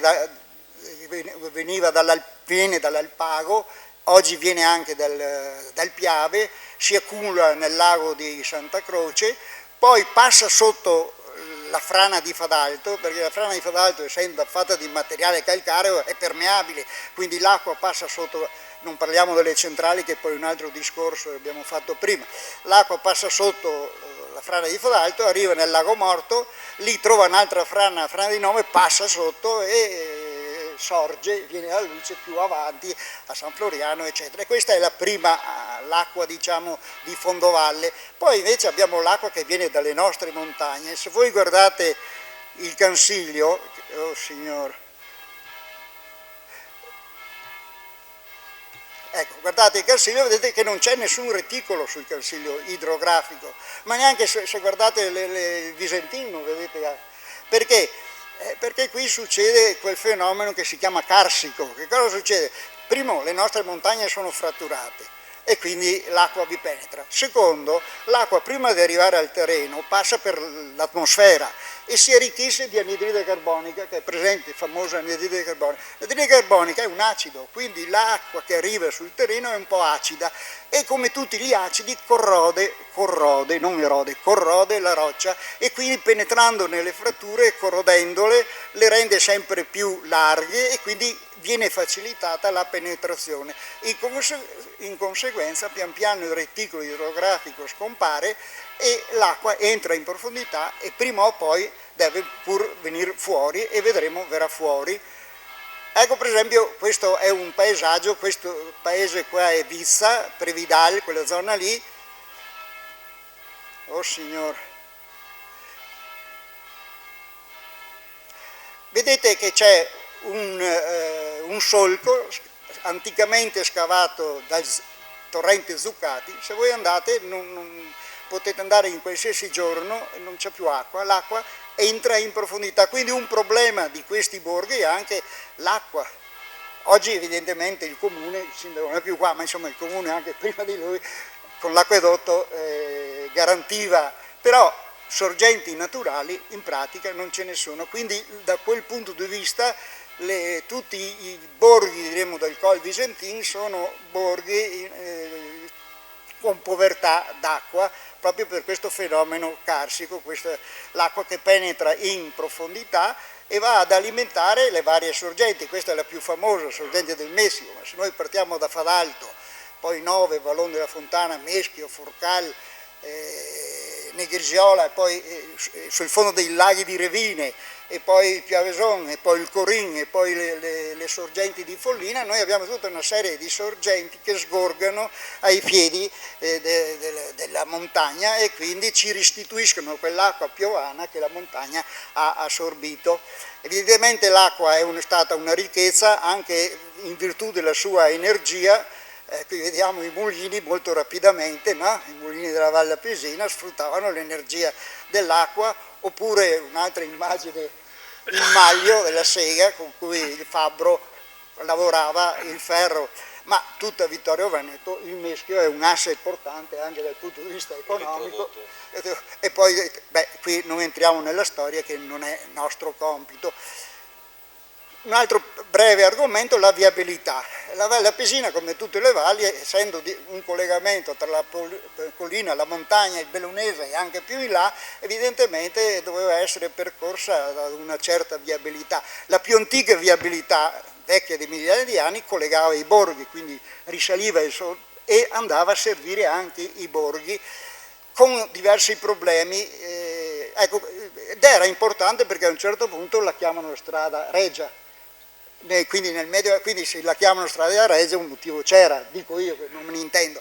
Comunque con tanti problemi per via sempre di questi versanti franosi. Arrivata al Lago Morto non passava dove passa adesso l'Alemagna, ma passava dall'altra parte, qui è indicato, ecco qua, passava di qua. Solo, come potete vedere da questa vecchia fotografia, qui tra le frane estive e le slavine o valanghe d'inverno molto spesso era interrotta con grandi problemi di transito, e per cui a un certo momento, circa 200 anni fa, nel 1826 mi pare, ecco, hanno pensato di costruire un'alternativa, l'Alemagna, che qui vedete in primo piano, l'Alemagna che risale il fondovalle, però è arrivata qua, anziché stare dalla parte occidentale, viene dall'altra parte, da questa parte, e i problemi, non è inutile che lo ricordo, non è che siano minori, perché fino a pochi giorni fa, possiamo dire,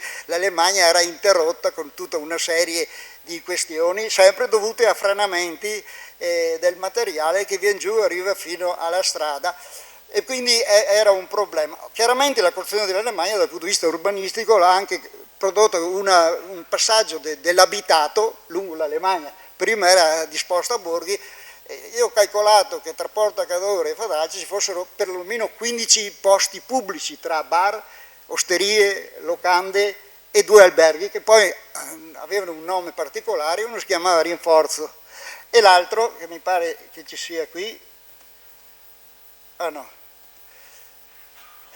Albergo della Provvidenza, a Fadalto, come dire, uno quando arrivava lì tirava un sospiro di sollievo e quindi dava l'idea, insomma, del problema di risalire la valle. Ecco, un secolo dopo hanno costruito la ferrovia, che è stata inaugurata nel 1938, e chi ha costruito, gli ingegneri che hanno costruito la ferrovia l'hanno fatta con criteri ben diversi, cioè avevano una conoscenza del territorio molto più precisa, e hanno fatto le gallerie dove da sopra scendeva del materiale, hanno fatto delle gallerie, hanno fatto delle opere importanti, e quindi la ferrovia, diciamo, ha funzionato. E l'ultimo è arrivata l'autostrada, che vedete, e qui hanno scelto un'altra soluzione. L'hanno fatta sopraelevata, montata l'impalcato è montato su pilastri, per cui se ci sono, come si possono vedere da queste immagini, dei scivolamenti di materiale, questi passano sopra e non recano problemi alla sicurezza e alla viabilità. Chiaro, l'impatto ambientale è quello che è, ma qui lascio la parola agli architetti. L'impatto ambientale è veramente orrendo. Vabbè. Veniamo, per chiudere, ai borghi, veniamo ai nostri giorni. Ci sono 2 problemi uno lo spopolamento e l'altro l'abbandono, che poi sono due questioni abbastanza legate l'una all'altra. Questo è un esempio di abbandono di una casa sulla quale non ci sono pannelli solari, perché non servivano, c'erano i pioli, cioè la casa era già costruita per sfruttare al massimo l'energia del sole, e quindi già allora, insomma, l'abbandono, il silenzio rispetto al rumore della città. Qui evidentemente c'è il silenzio, però il silenzio fa anche malinconia molte volte. Oppure l'abbandono dei servizi. Prima Desco parlava delle scuole, non ci sono più scuole, hanno tolto la stazione, il servizio medico non funziona più, almeno in loco, e quindi un altro esempio che dà un'immagine così. Oppure l'abbandono dell'attività, la nostra zona, le cave, insomma, era abbastanza famosa per le cave, per le fornaci, e qui vedete tutto il mondo è cambiato. Però adesso lasciamo ai politici di dare le soluzioni, speriamo che anche questo. Però io voglio chiudere con questa immagine di un borgo che tutti conoscono, dove si vede che c'è un recupero, c'è un ritorno. Attenzione, non è un ritorno al passato, che non ha senso, è un guardare avanti e soprattutto è un ritorno all'ambiente, alla natura, perché noi in questi anni abbiamo commesso un errore fondamentale.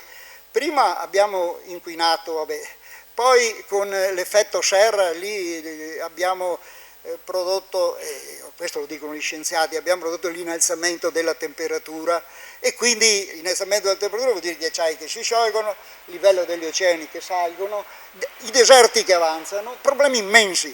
Per cui io dico, ritornare sul borgo, al di là del fatto in se stesso, che è una cellula, insomma, nel complesso dell'organismo, tornare sul borgo vuol dire un passo avanti sul piano culturale, rendersi conto che noi dobbiamo ristabilire un patto di solidarietà, di amore verso la natura. Io vorrei chiudere con un verso di un grande nostro poeta, Andrea Zanzotto, che a un certo momento dice: forse le che non te von vorresti abbastanza ben.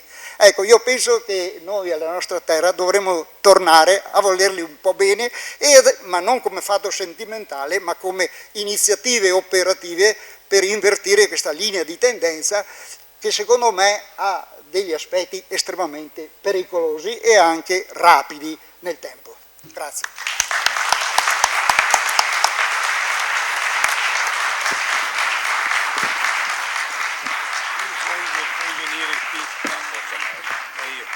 Grazie al professor Antonio Della Libera, che in realtà è partito da lontano ma è arrivato molto vicino.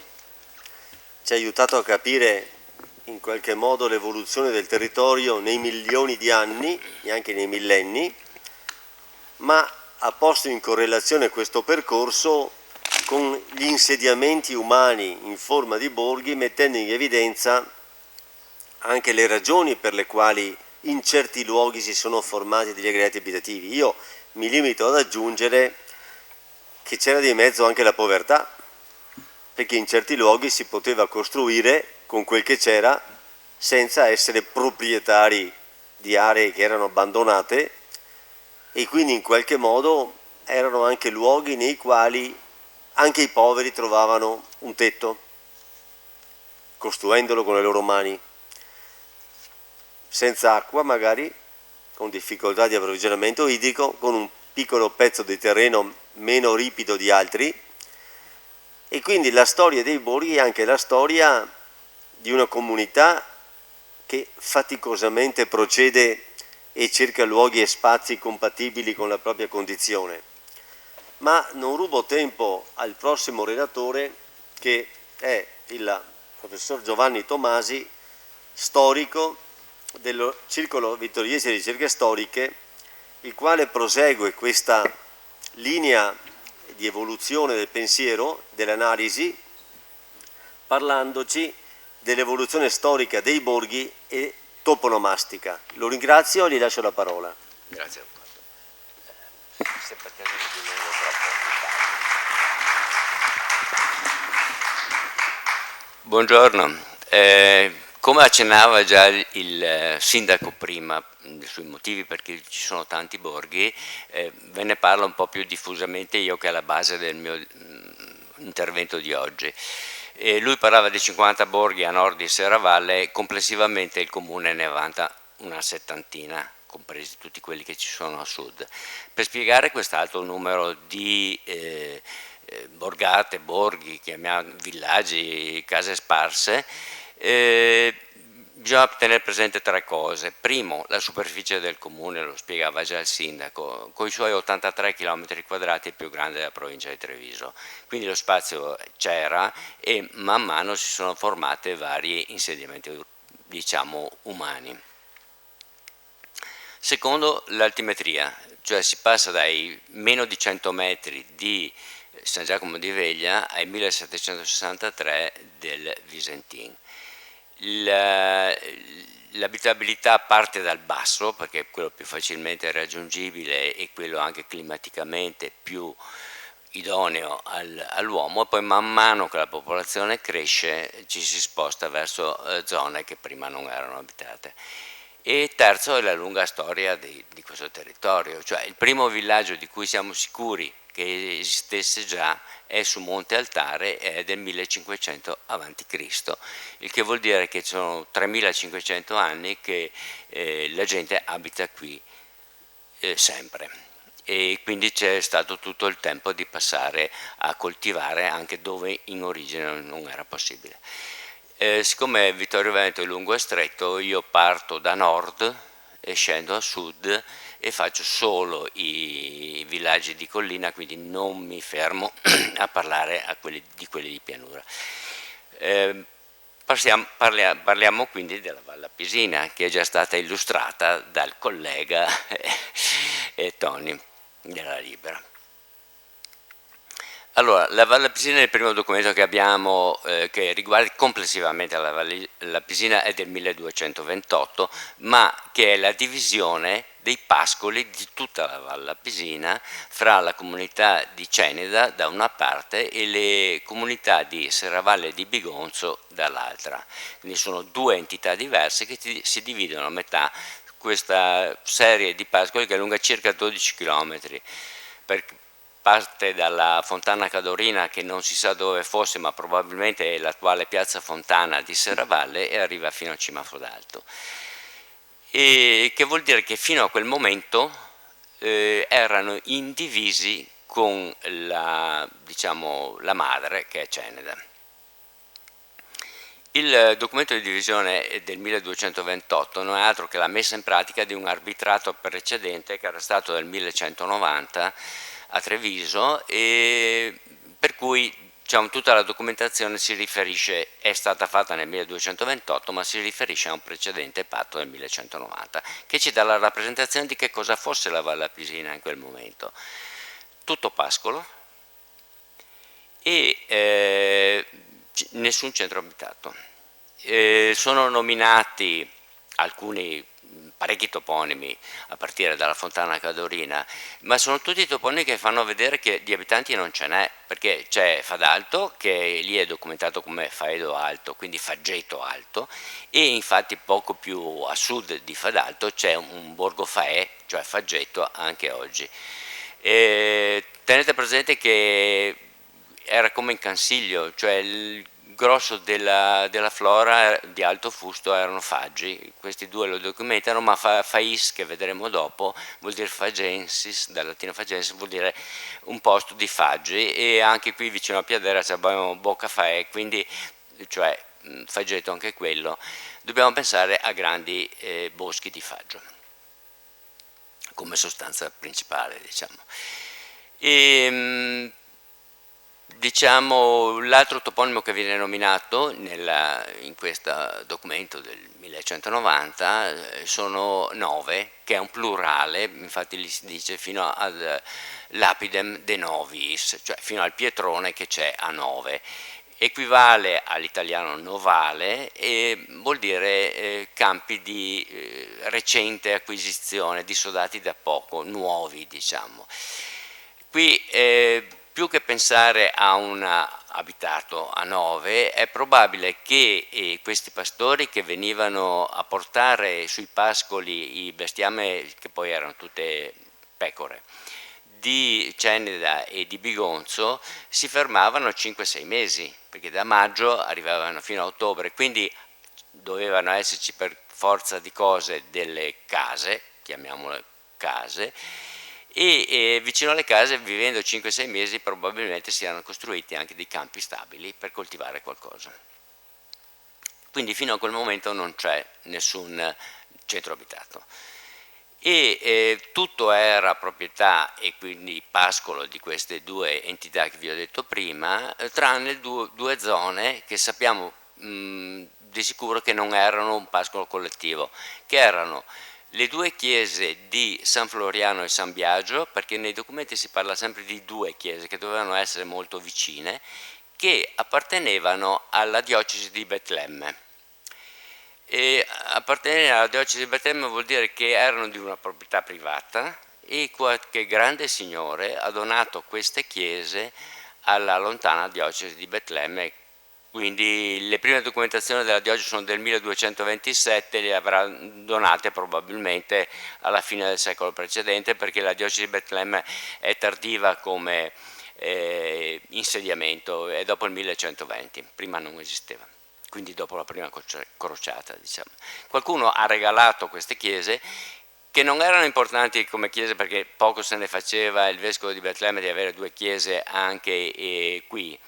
Erano importanti perché le due chiese erano insediate su un territorio di 35 ettari, pascoli di 35 ettari di superficie, a cavallo della strada che esisteva già, la strada di cui parlava prima anche Tony, che in quegli anni viene chiamata via cariatica, vuol dire strada carreggiabile. Quindi potevano passare le strade, è quella che è la via Regia o strada d'Alemagna. Quindi il vescovo di Betlemme poteva affittare i pascoli, sono 35 ettari a cavallo della strada, quindi abbastanza vasto e nello stesso tempo facilmente raggiungibile, e quindi ci poteva pagare un beneficiato, cioè un prete che risiedeva in chissà quale posto, ma che nelle feste di queste chiese, cioè il giorno di San Floriano e di San Biagio, veniva a fare una messa. L'altro posto che sicuramente non apparteneva ai regolieri di Ceneda o di Bigonzo sono le caloneghe. Le caloneghe sono documentate dalla metà del XII secolo, ma probabilmente lo erano anche da prima, come proprietà del capitolo dei canonici della cattedrale di Ceneda. Si chiamano caloneghe proprio per via dei canonici. Ecco, nel secoli successivi si comincia a avere qualche piccola attività in zona. A metà del 300, in quella che oggi è la Sega, il borgo della Sega, c'è un mulino che viene chiamato Mulino dei Canali, perché tutta quella che la Valle Pisina è recente come toponimo, diciamo, un toponimo di riporto.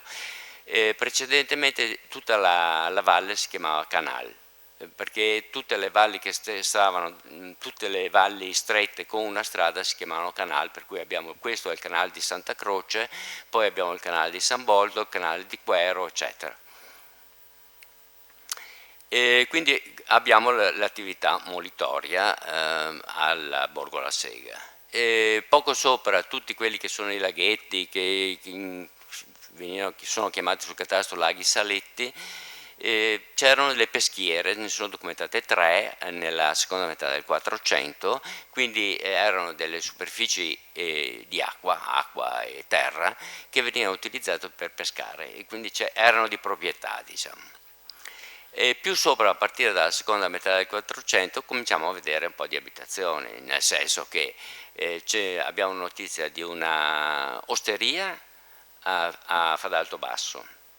L'osteria doveva tenere anche una barca, perché siccome, come diceva lui, d'inverno c'erano le slavine e d'estate c'erano le frane, molto spesso la strada non era agibile. Pertanto l'oste doveva tenere un barco per trasbordare i passeggeri, i viandanti, diciamo, da nord a sud. E un'altra osteria era a Fadalto Alto, proprio sulla sella, diciamo, Dalla seconda metà del 400 abbiamo le prime cave di pietra di Pinè. Pinè è una località proprio di Fadalto, e era una pietra d'opera molto ricercata per le costruzioni di case. E sempre dalla seconda metà del 400 abbiamo le prime notizie di produzione di calce, cioè le calcare di cui parlava prima Tony, ubicate proprio a Fadalto.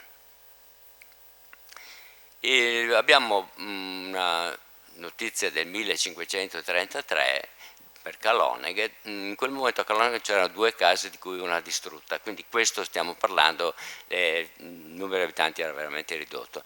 Io mi fermo al Medioevo perché dopo di me ci dovrebbe essere un relatore che fa, credo, il periodo più recente, allora per non stare a dire sempre le stesse cose. Quindi abbiamo un incolato molto, molto scarso. Tenete presente che in tutta la Valle Pisina, da sopra Forcal, diciamo, nel 1802 c'erano 340 abitanti, quindi sono molto pochi, e tutti di nuova colonizzazione, dalla fine del Medioevo in avanti. Questo ha portato al fatto che non esistesse neanche una autonomia amministrativa della Valle Pisina, perché pochi abitanti così sparsi su una grande superficie non aveva permesso la creazione almeno di una regola che era l'unità di base ai tempi veneziani e anche prima. Erano semplicemente pertinenze di serravalle, quindi non avevano nessuna capacità decisionale, diciamo. Altri decidevano per loro.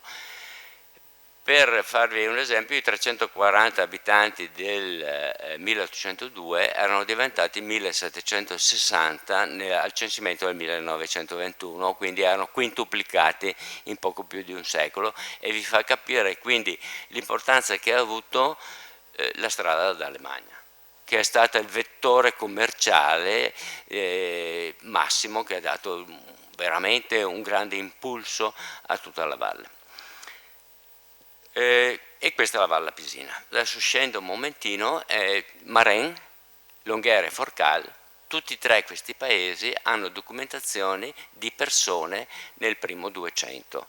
Ora, trovare una persona del primo 200 che va a firmare un atto, che quindi è maggiorenne o che fa il testimone, che quindi ha almeno 24 anni, vuol dire che lui è nato in quel posto e che i suoi genitori ci abitavano ancora prima. Quindi possiamo tranquillamente dire che almeno dal XII secolo era abitato.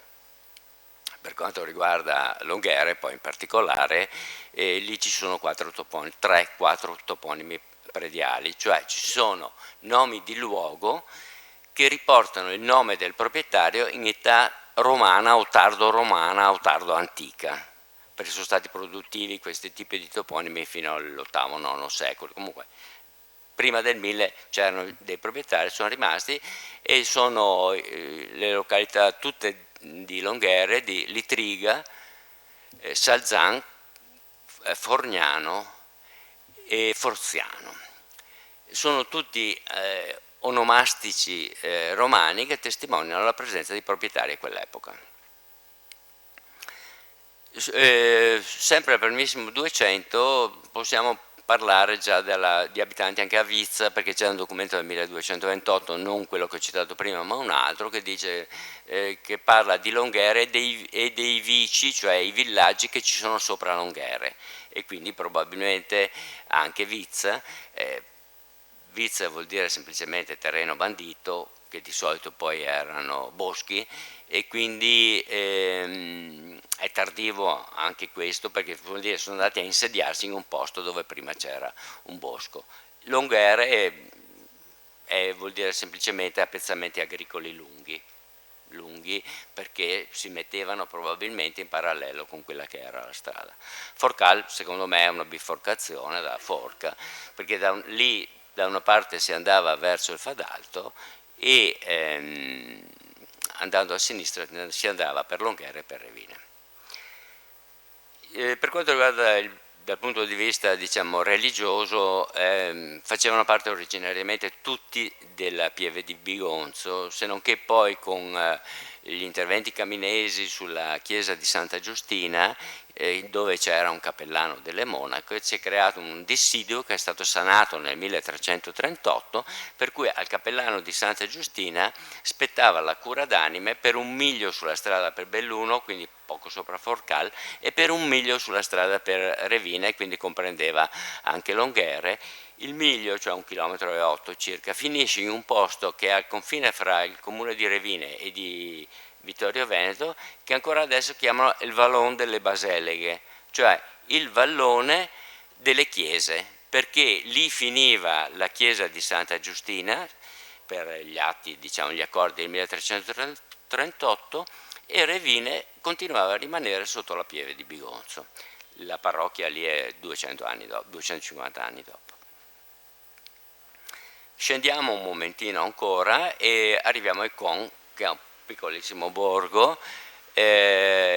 Icon è un toponimo recente, originariamente si chiama San Gusè e come tale è documentato a partire dal 1200.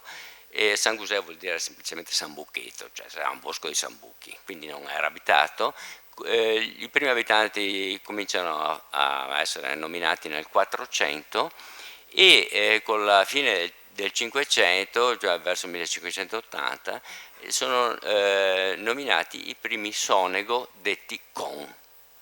Quindi con non è altro che un nome familiare di un gruppo di sonego che si sono andati a colonizzare e abitare lì.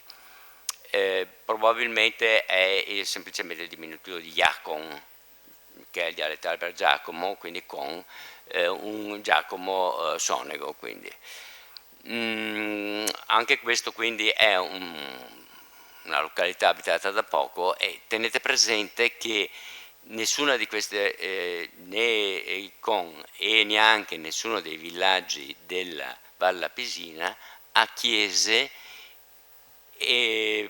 anteriori al 600, nessuno, a parte naturalmente il caso di San Floriano, che l'abbiamo vista documentata molto prima, ma era l'unica. Non c'era un numero di abitanti sufficienti da farsi una chiesa e di pagare anche un prete che andasse a dire qualche messa ogni tanto. Sarà tutto successivo. Io scendo sempre stando mi hanno detto di stare sui borghi collinari e quindi quello faccio, scendo a San Lorenzo.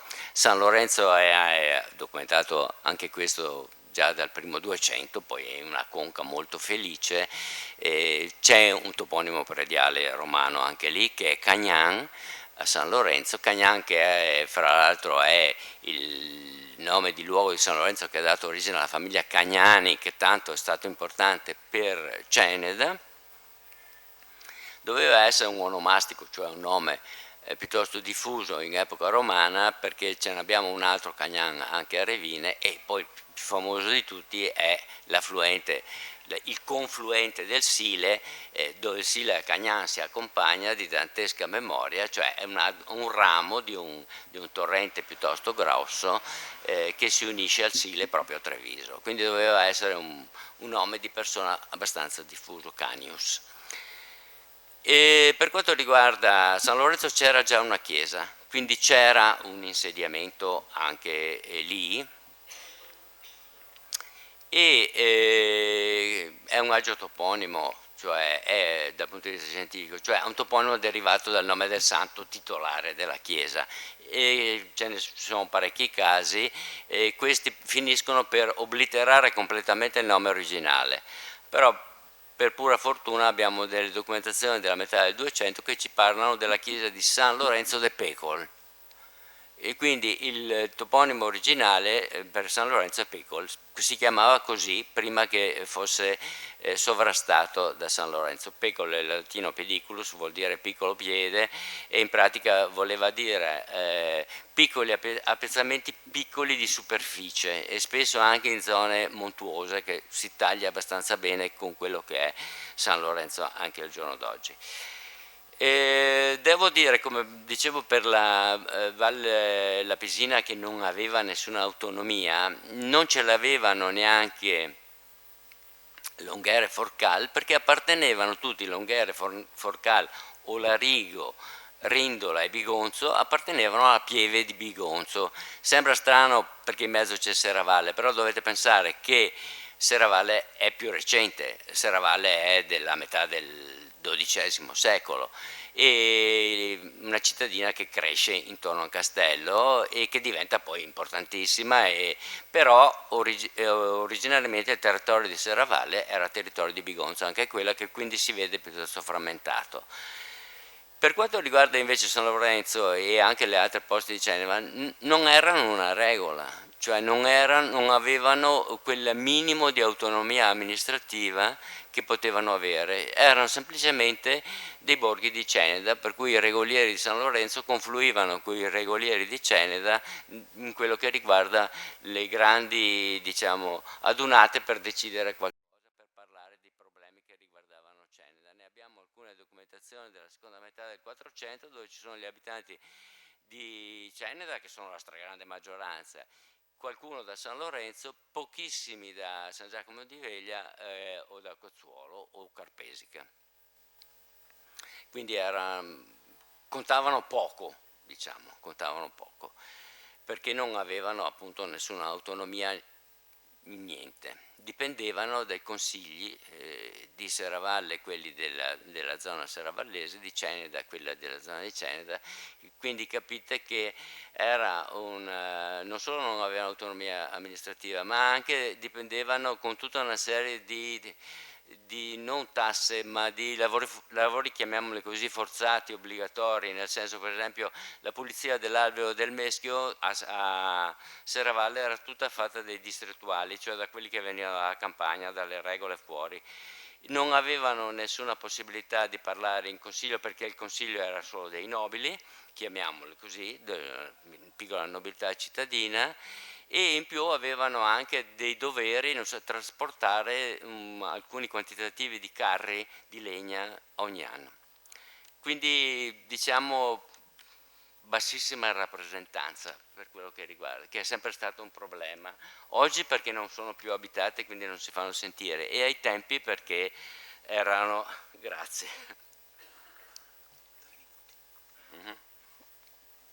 Ho 3 minuti, vi finisco con l'ultimo Borgata, 2. Formeniga e Manzana. Formeniga e Manzana sono un mondo completamente diverso, non hanno mai appartenuto né a Ceneda né a Serravalle. Dal punto di vista religioso appartenevano alla chiesa di San Pietro di Feletto, quindi tutta un'altra amministrazione religiosa, e dal punto di vista amministrativo e politico appartenevano al territorio di Conegliano. Passeranno molto tardi, sono 2 regole, una Formeniga e una Manzana, che oggi non pensereste mai che potessero esistere 2 unità amministrative in quel territorio, perché sono pochissimi gli abitanti, ma allora c'erano 4 chiese fra Formeniga e Manzana. Oggi ne sono rimaste solo 2, ma ce n'erano 4, che vi dà anche l'idea di quanti abitanti fossero.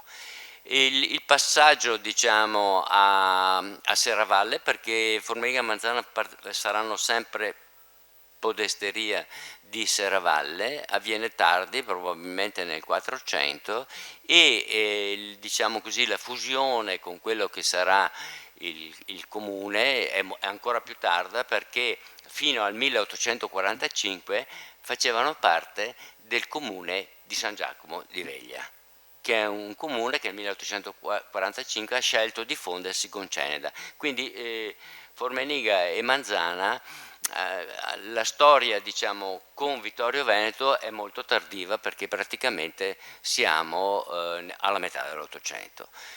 Io penso di essere stato nei tempi e vi ringrazio. E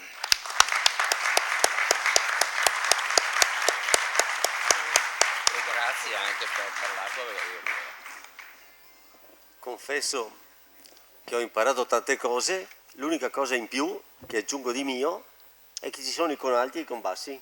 Ah sì, certo, infatti mia bisnonna era di Combassi. Ecco, allora dove ci sono ancora i Sonego? Il Sonego, infatti Sonego. Mia bisnonna era Sonego. E quindi grazie al nostro storico scrittore Giovanni Tomasi siamo riusciti da milioni di anni fa, dall'assetto morfologico del territorio, ad arrivare al Medioevo, e arrivare a una prima definizione dell'assetto del territorio. Mi fa piacere anche che abbia ricordato l'assetto delle autonomie locali, che si esprimeva con parole diverse come regole. Sapete che ci sono ancora le regole, sono state rilanciate nel Cadore soprattutto, nel Comelico, San Vito. Sono istituzioni che rimangono nella storia e che hanno contribuito a preservare il territorio attraverso le mani unite, quindi l'impossibilità della cessione, della frammentazione di grandi pascoli, di grandi territori. Quindi un'altra istituzione nobile che ci ha aiutato a preservare questa continuità territoriale. Ci sarebbero molte cose da dire, ma non mi permetto di farlo perché abbiamo il grande contributo anche di un altro storico, benvenuto tra noi Nello della Giustina, il quale ci parlerà, continuando questo filo del discorso, di chiese, oratori campestri e identità dei borghi. Un cordiale saluto ai relatori, ai convegnisti, un ringraziamento particolare agli amici di Vittorio Veneto che mi hanno dato la possibilità di intervenire e di parlare di un tema che mi sta particolarmente a cuore. Chiese campestri e oratori. Quale identità? Una breve, doverosa premessa sull'evoluzione semantica del termine borgo. Viene usato nella tarda latinità da Vegezio, nella sua epitome Rei Militaris, a indicare la cittadella fortificata nel significato del più antico termine greco pyrgos, torre, castello fortificato. Serravalle e Ceneda erano dei borghi, delle cittadelle fortificate con poderose cinte murarie e porte d'entrata adeguatamente sorvegliate. Ciò non toglie tuttavia che già nei rogiti trecenteschi per Serravalle si indicassero un borgo superiore e uno inferiore. Attorno a un nucleo centrale, con gli edifici legati all'esercizio del potere laico e alla pratica religiosa, si sviluppano i sobborghi. Per Serravalle, per un lungo periodo, convivono in ambito religioso la cura di fuori con la pieve di Sant'Andrea e quella di dentro con Santa Maria Nova. Fuori e dentro, nozioni legate alla presenza del castrum caminese con il suo castello. Parlerò da civis extra burgum, nato a Longhere, residente a Safermo di Carpesica e quindi conoscitore per contatto diretto della realtà periferica del nostro comune. Questa mia relazione vuole indagare la realtà di piccoli, a volte minuscoli insediamenti, che numerosi punteggiano il territorio collinare, caratterizzato dalla presenza di chiese campestri, di oratori, di capitelli recanti affreschi sbiaditi, di nicchie devozionali di antichi masi, che conservano ancora lacerti di pitture a soggetto sacro, risalenti a epoche lontane e imprecisate.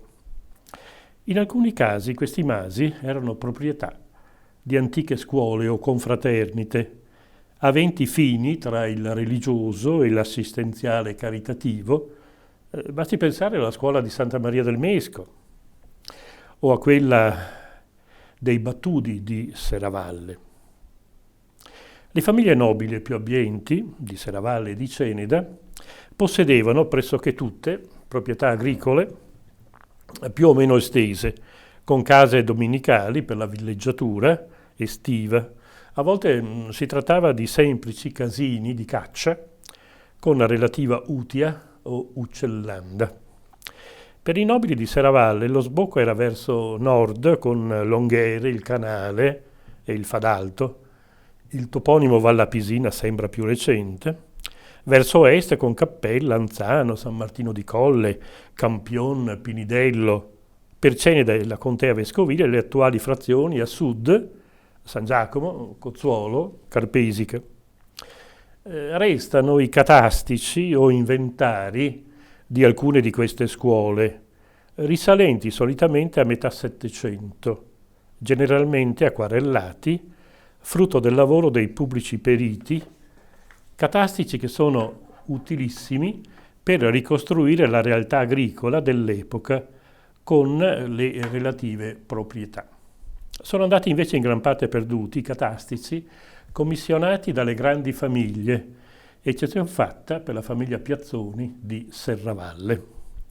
Altri catastici si conservano nella documentazione delle corporazioni religiose soppresse e datano dal 400, oppure negli estimi a partire dai primi del 500. Molti degli oratori disseminati sul territorio sono nati dall'iniziativa di queste famiglie a partire dal 600, come l'oratorio di San Fermo sulle rive di Carpesica, legato alla famiglia Perucchini. Il ricercatore che voglia indagare l'origine di questi oratori non può prescindere dalle relazioni delle visite pastorali, le quali costituiscono spesso l'unica fonte per ricostruirne la storia. La Chiesa, di una cosa, tra le altre, si può vantare in modo particolare, vale a dire di aver tenuto e di tenere nella massima considerazione la propria storia, che sino a non tanto tempo fa è stata la storia di tutti noi, e di offrire agli attuali ricercatori il suo patrimonio con una organizzazione che non sempre si incontra in contesti pubblici. Mattina di maggio, suono di campane, sonno bruscamente interrotto. Il motivo? Si chiede il nuovo abitante del borgo, infastidito per la sveglia non programmata e tuttavia curioso. Si stanno celebrando le rogazioni. Domanda che sorge spontanea al neofita. Cosa spinge chi abita questi borghi a mantenere in vita manifestazioni in bilico tra la fede religiosa e persistenze vagamente pagane? Per inciso, quelli che noi chiamiamo borghi, anticamente erano i pagi, Alpago, Orsago, Moriago. Il cristianesimo si diffonde dapprima nelle grandi città, prima in Oriente e poi in Occidente, solo più tardi nelle campagne.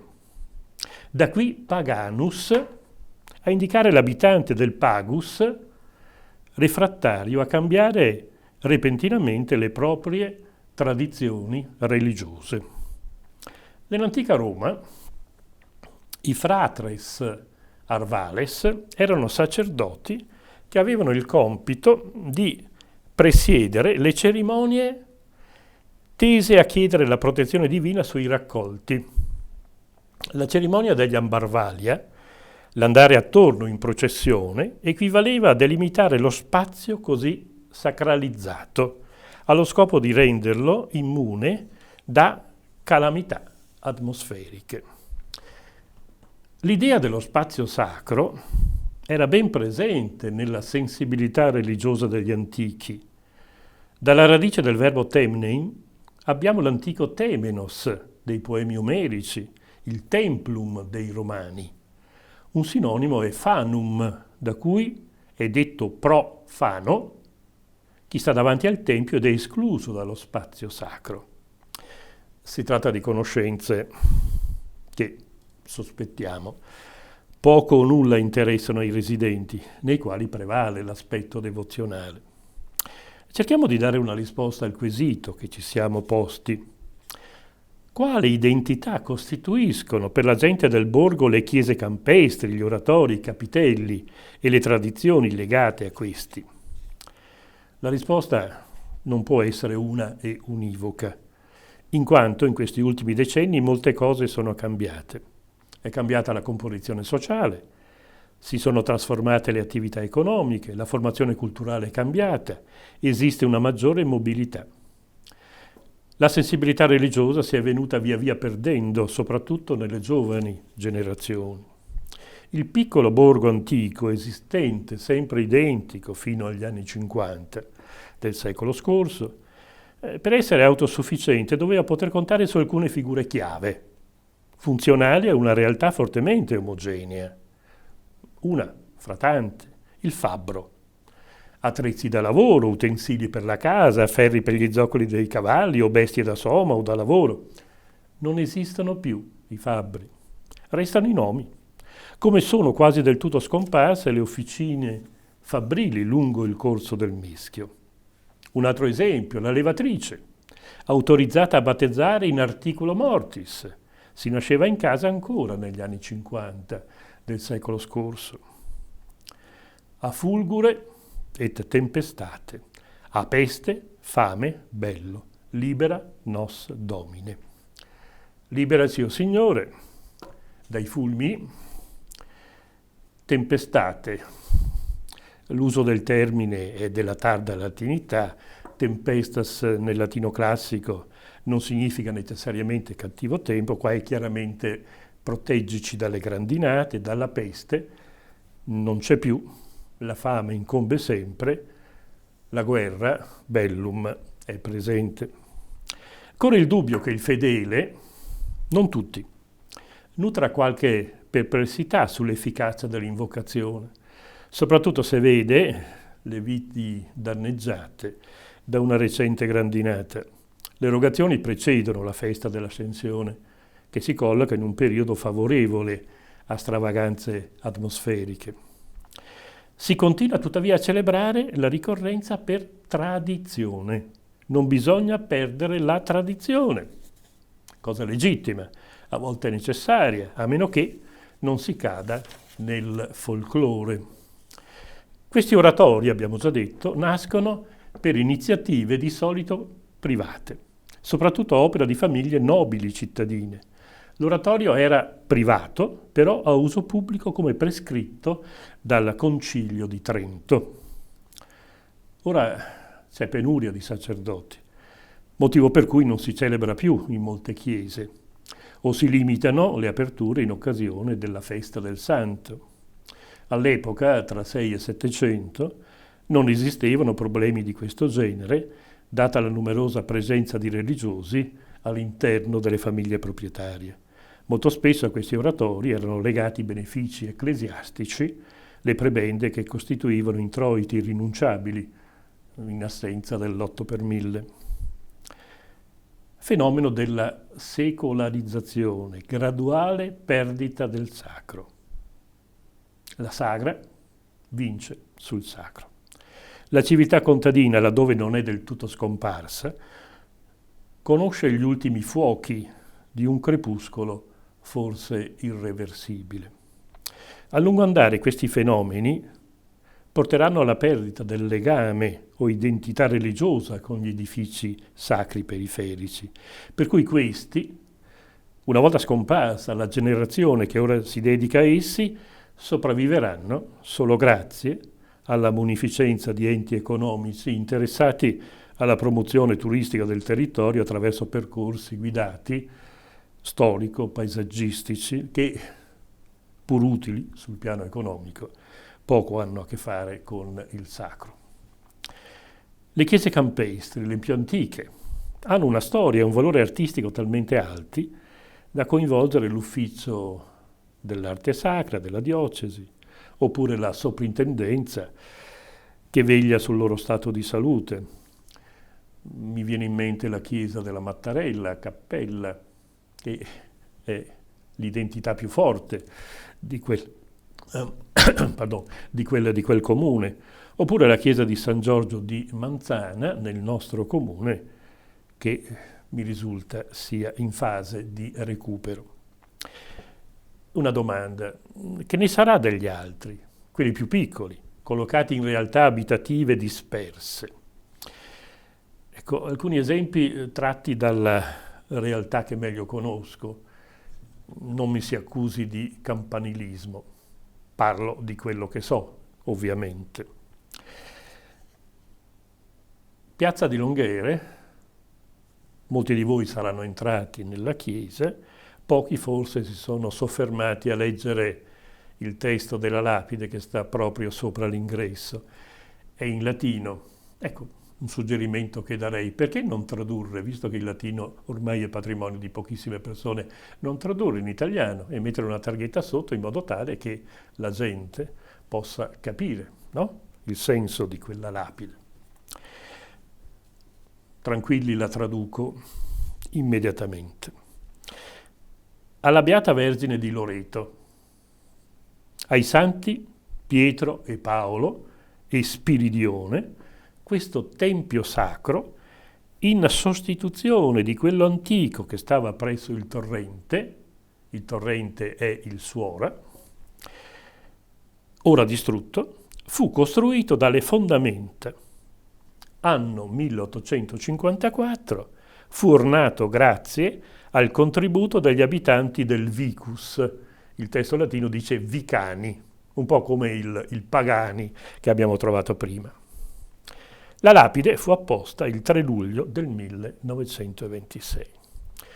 Ecco, da questa lapide noi ricaviamo notizie importantissime per la storia di quel borgo di Longhere. Si parla di un templum dirutum, cioè di un oratorio che è stato, demolito. Oratorio che è una storia molto antica, fatto costruire dai Brandolini addirittura ai primi del 600 e poi acquistato dalla Regola di Longhere, allagato dalle acque del Sora e non più, recuperato. Era intitolato alla Vergine di Loreto. La chiesa di San Pietro stava sul cocuzzolo che potete osservare andando verso Revine, guardando verso sinistra, ora non più, presso la sorgente del Sora. Lì c'era la dogana, ancora dell'epoca dei Da Camino. C'è un atto di metà 300. Poi c'è il terzo santo, San Pietro, San Paolo, San Spiridione, santo venerato a Corfù, ed era, il santo dei pastori, perché la pastorizia era estremamente importante. Ecco, la decisione di costruire una chiesa nuova, in dissenso con le scelte del vescovo Squarcina, che era orientato a favorire la chiesa di Santa Giustina, che non era più legata al monastero di clausura delle monache agostiniane. Ecco, si tratta di una testimonianza splendida di come gli abitanti del luogo considerassero il luogo di culto centro irrinunciabile di identità. Ora, purtroppo, in questa chiesa non si officia più nei giorni di festa, per motivi che tutti conoscono. Non ci sono più le bancarelle con dolci invitanti, non c'è più la giostra a catene, palestra di ardimento per i ragazzotti di paese. Gli esempi che si potrebbero fare sono numerosi. Mi limito a 2, legati a quella zona: l'oratorio di San Marco al Magnader, appena varcato il confine del comune di Vittorio e entrati nel comune di Revine, oppure la chiesa di Santa Elisabetta a Marenna, ora di proprietà privata, sistemata in maniera adeguata, che era proprietà delle monache agostiniane di Santa Giustina. Una considerazione finale: la storia dei borghi è intimamente legata alla storia delle loro chiese e dei loro oratori. La loro funzione è stata per secoli, e in parte lo è ancora, quella di coagulare intorno a sé gli abitanti dei borghi, e l'amalgama è stato naturale. Le chiese paleocristiane, vedi Grado e Aquileia, nascono come domus ecclesiae, cioè come case di riunione. I borghi, a mio avviso, possono sopravvivere se si recupera questa dimensione. La gente sente il bisogno di incontrarsi, di rigenerarsi rivivendo momenti identitari. Dai borghi ci si può allontanare per 1000 motivi, però a essi sempre si ritorna. Il richiamo è forte, ineludibile, perché le varie storie individuali si fondono assieme, magari una sola volta l'anno, grazie alla persistenza dell'unico centro identitario veramente forte, la chiesa campestre o l'oratorio. La componente popolare è prevalente nella gente che popola i borghi rurali. Si tratta in genere di persone semplici, laboriose, legate alle tradizioni familiari. Un modo per rinsaldare la simbiosi con l'oratorio campestre potrebbe essere una proposta culturale facile a realizzarsi e che avrebbe la funzione di unire città e campagna. Organizzare delle serate di letture appartenenti alla tradizione popolare negli spazi disponibili nelle vicinanze degli edifici religiosi o nei cortili dei vecchi masi, che sono testimoni di una storia secolare. La città quindi si riversi nella campagna, abbandoni in alcune occasioni gli spazi chiusi delegati da tradizione a fare cultura, musei, teatri. Il teatro delle origini, il teatro occidentale, nasce dalle feste religiose della gente, dei campi. Pensiamo al dio greco Dioniso, pensiamo alla rinascita del teatro nel tardo Medioevo con le rappresentazioni sacre davanti alle chiese. Mi si permetta una nota personale. Ho parlato della perdita del sacro. Mi trovavo a Napoli qualche giorno fa e sono entrato nella chiesa di San Gennaro e mi ha sconvolto il fatto di vedere gente che si metteva in posa per una foto davanti all'altare. Ecco, questa è una testimonianza della perdita del sacro. Non resta che chiedere a San Gennaro di fare un ulteriore miracolo e far rinsavire queste persone. Io avrei finito, vi ringrazio dell'ascolto e buona continuazione dei lavori.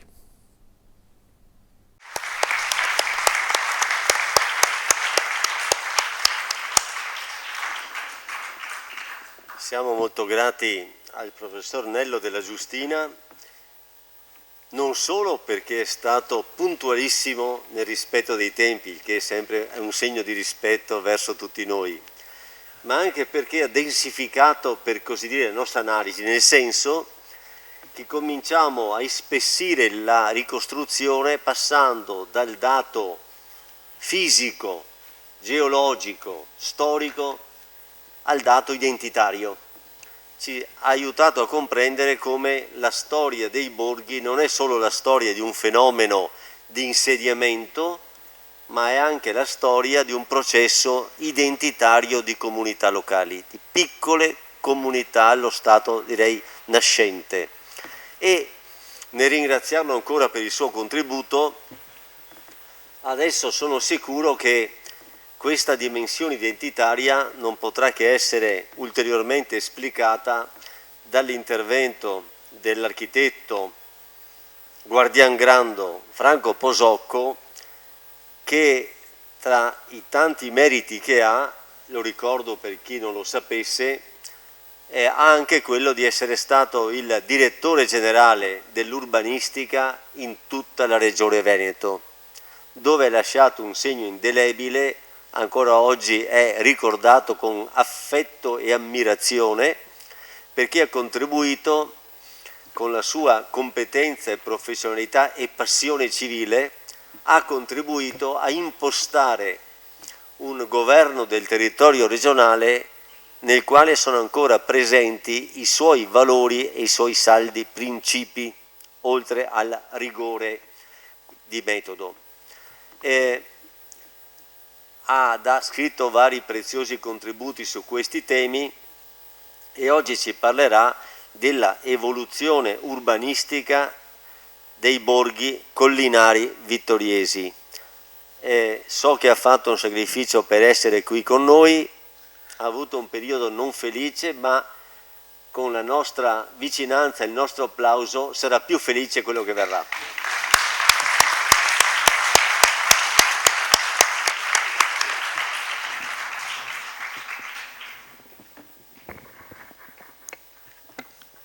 Buongiorno a tutti, un ringraziamento vivo all'associazione. Mi pare veramente di poter concordare con quanti hanno messo in evidenza che questo può essere un passaggio che motivi la consapevolezza e la volontà in tutti noi che amiamo questa nostra città con il suo intorno. Un saluto poi vivo agli amici lapisini e vi assicuro che è un saluto fatto da un cenedese doc, come dire, da un abitante della parte opposta di questo nostro straordinario comune.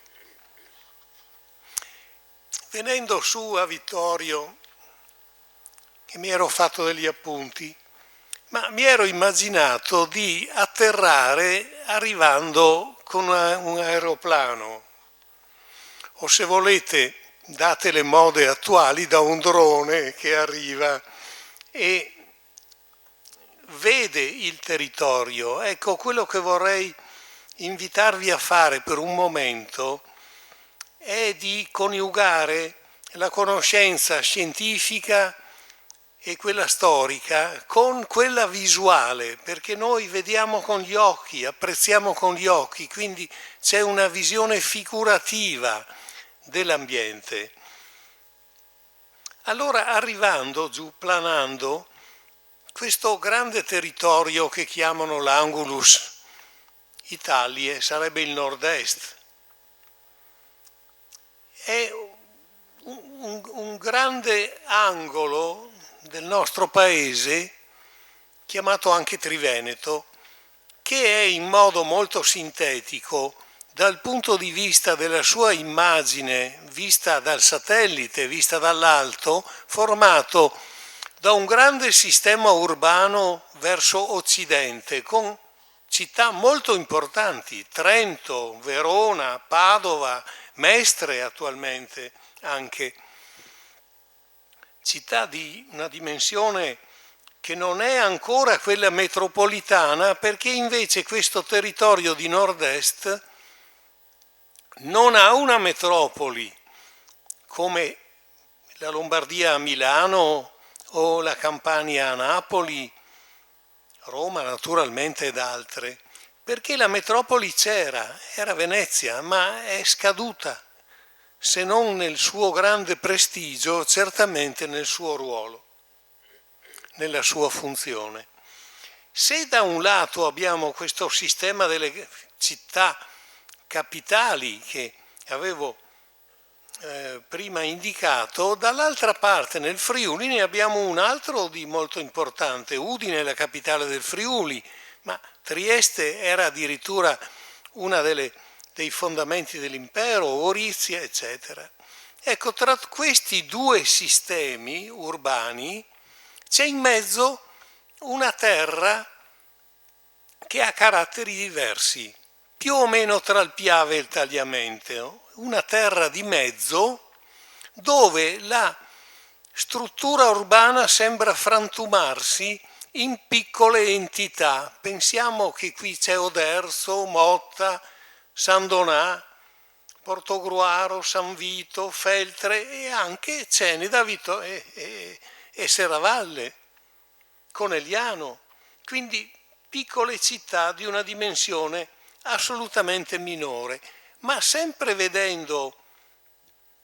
cercando di scrutare nel suo insieme questo territorio, vediamo che la quantità di borgate è molto più fitta di quanto non sia nei grandi territori agricoli del Friuli o in quelli delle basse e delle zone occidentali verso la Lombardia e l'Emilia.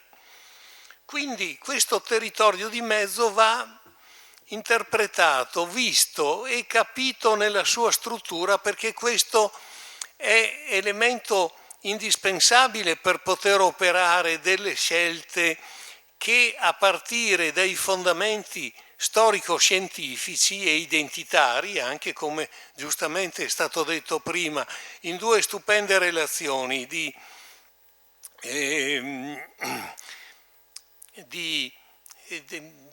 sindaco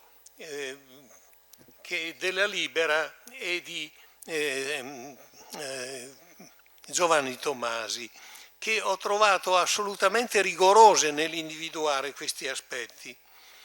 Ora, in questo territorio si situa anche questo nostro ambito, che però non vorrei, ma è stato già prima esplicitato in questo modo, non vorrei ridurre all'ambito comunale, dato che il vittoriese sottende un'area che è assai più vasta dal punto di vista storico, anche se le sue vicende, devo dire, sono assolutamente diverse e addirittura contraddittorie per certi aspetti, come Giovanni Tomasi ci ha messo in evidenza.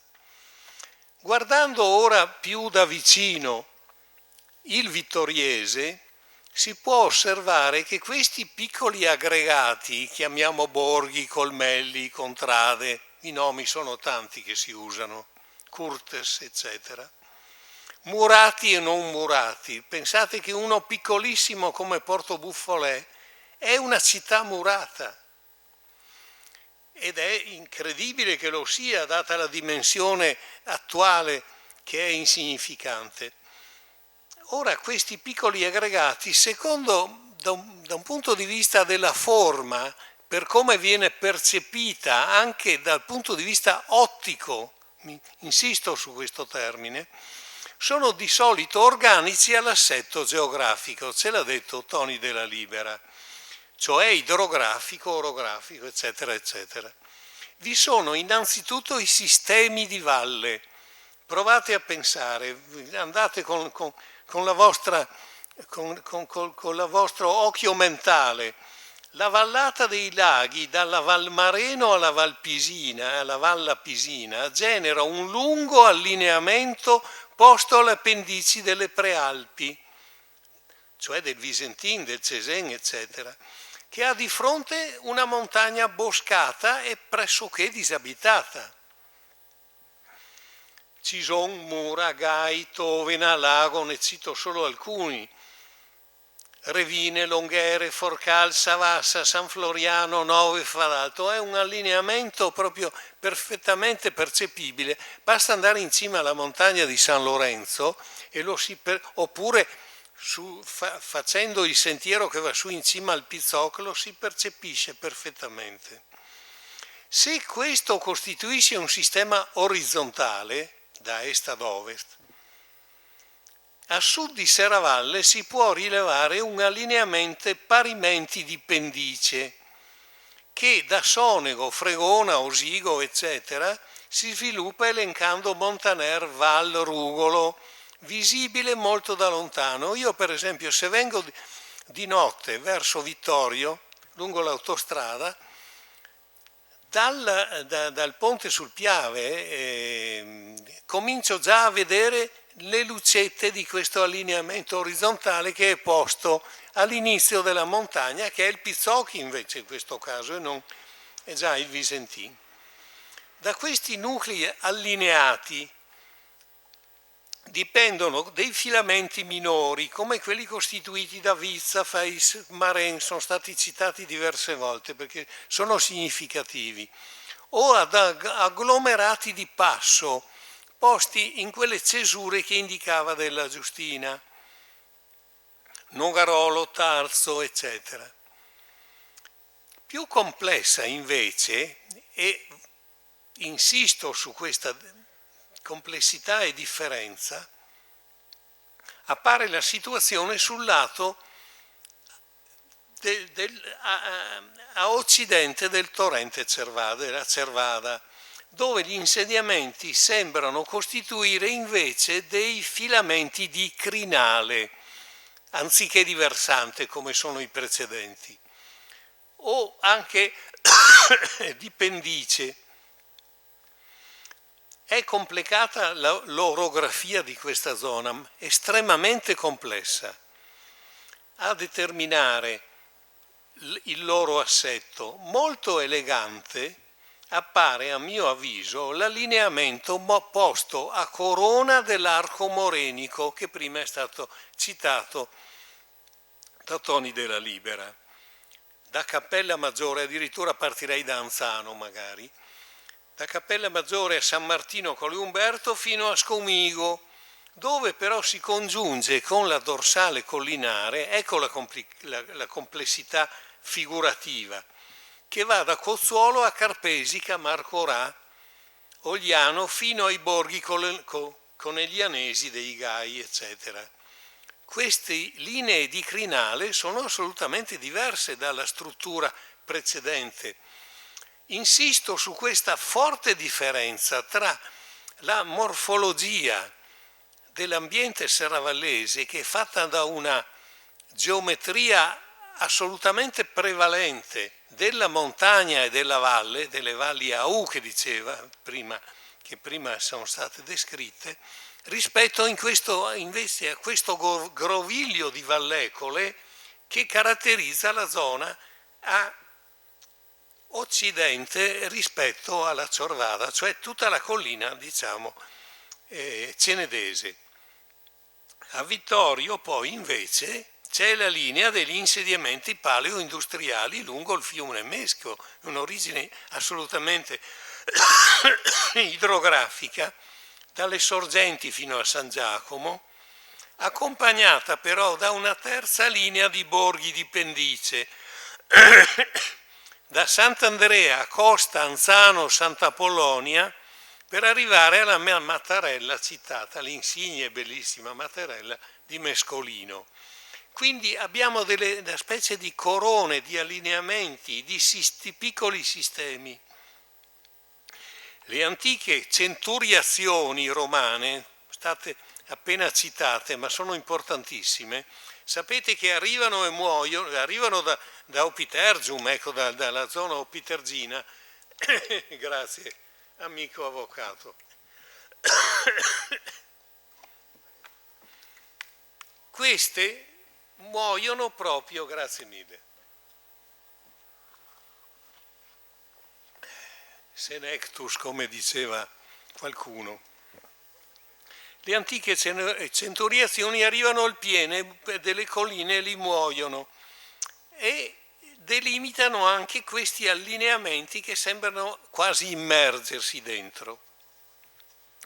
Ecco, a questo punto farei un ragionamento, diciamo, che capovolge quanto detto finora e quasi arriva ad arrivare a porre questo problema: quale sia la diversità tra la morfologia visuale, cioè per il come si presenta il sistema serravallese rispetto a come si presenta quello cenedese. Io stesso sono stato un po' impaurito da questa ipotesi, ma ho voluto scandagliarla e mi sono andato in macchina anche a girare in una giornata di sole in queste zone e mi sono convinto e ricordando anche le camminate fatte in queste zone. Ma se la parte montana del vittoriese, cioè il serravallese, è connotata dalle quinte delle Prealpi, da queste fortissime quinte, che si ergono a sovrastare gli insediamenti, accorpati tutti ai piedi della montagna, in pendici, borghi, contrade. Assai diversa appare la morfologia della collina cenedese, ad ovest del Meschio. Qui infatti l'urbanistica appare più puntuale e localizzata, non segnata da allineamenti forti come quelli che ho descritto prima per il serravallese. Ed è segnata dalla presenza di quella complessità di oggetti che ha citato proprio Giovanni Tomasi prima, cioè castelli, cappelle, fortificazioni, c'è una congerie di cose come a Formeniga, a Confin, a Manzana, a San Lorenzo di Montagna, eccetera, e altre località che sono state prima citate. Ragioni storiche e geografiche, rimando a quanto è stato detto, compresi gli aspetti forse della sacralità che Nello della Giustina ha ricordato, ma che secondo me vanno coniugati insieme a quelli funzionali, morfologici, agronomici e di amministrazione, anche di suddivisione amministrativa, come è stato messo in evidenza. Quindi le ragioni tendono a differenziare l'assetto morfologico della montagna serravallese rispetto a quella cenedese. La principale di queste diversità è costituita dal fatto che il fondamentale carattere non è più il borgo su questa collina cenedese, che spesso si riduce a un paio di case, o la contrada, che invece è l'elemento di accorpamento nella montagna, perché il vero protagonista, a mio avviso, è il paesaggio, il famoso paesaggio veneto. Vediamo di approfondire questo aspetto figurativo dell'ambiente vittoriese. Chiedo la vostra pazienza ancora qualche minuto. È noto che dal 5-700, con l'incremento demografico, la ricerca di terreni da destinare all'agricoltura, la villa veneta e la casa rurale si diffusero nel territorio aperto, soprattutto in queste zone di collina quasi pianura, prima naturale e boscato, con la diffusione di rustici e fattorie.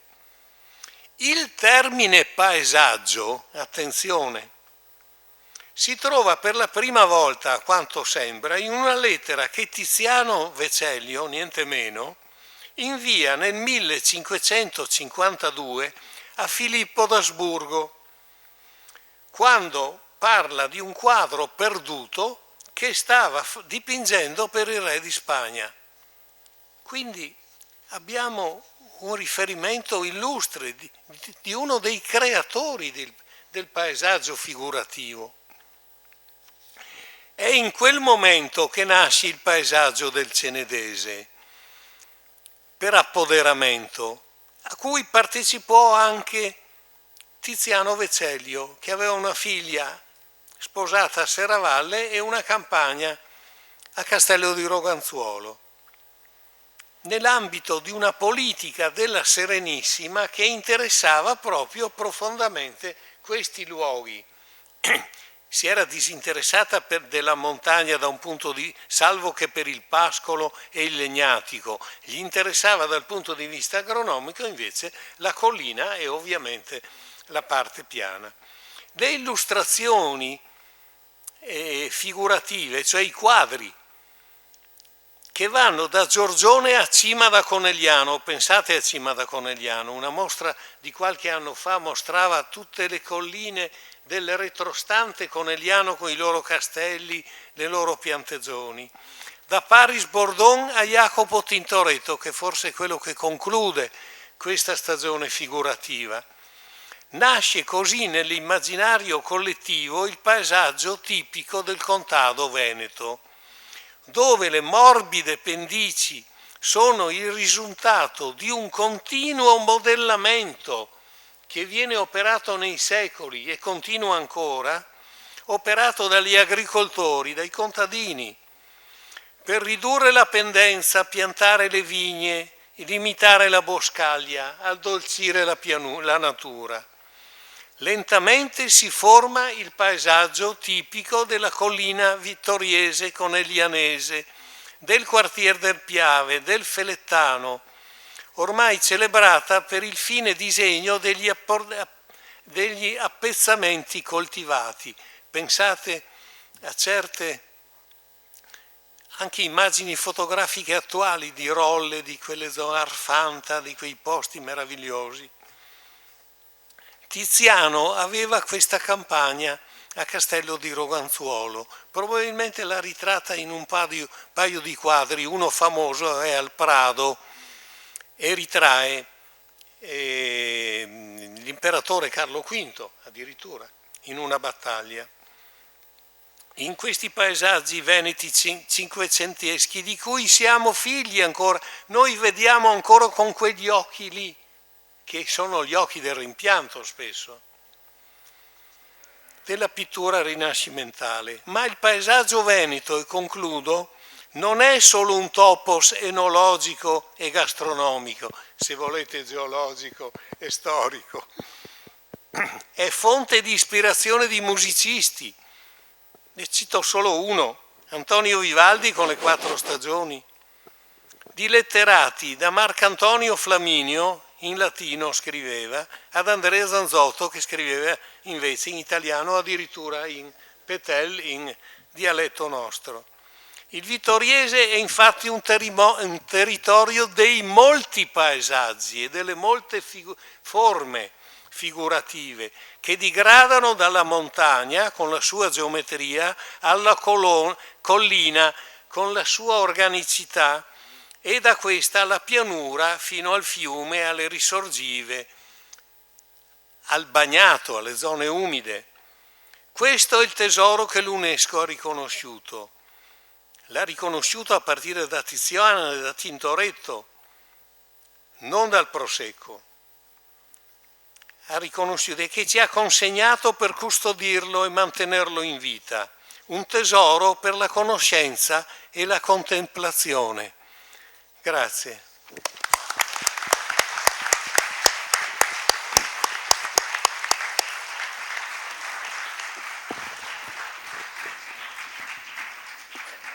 L'architetto Franco Posocco, da par suo, ha ulteriormente arricchito questo filo tra noi e la storia e il territorio, Sasso nello stagno, questo. Dando ulteriore spessore alla parola identità. Queste descrizioni non raccontano il mondo di altri. È come guardarsi allo specchio e tramite loro riuscire a leggere un po' meglio ciò che siamo. E in effetti questi borghi, che come vedete continuano ad essere sfuggenti, no? Borghi, poche case di periferia, porzioni incorporate nella città, dimensioni diverse, 2 case, Porto Buffolè, un intero paese, quindi che non sono caratterizzati dalla dimensione, che sono in parte isolati, in parte continui del tessuto contemporaneo. In che cosa si differenziano dalla proprietà privata e individuale?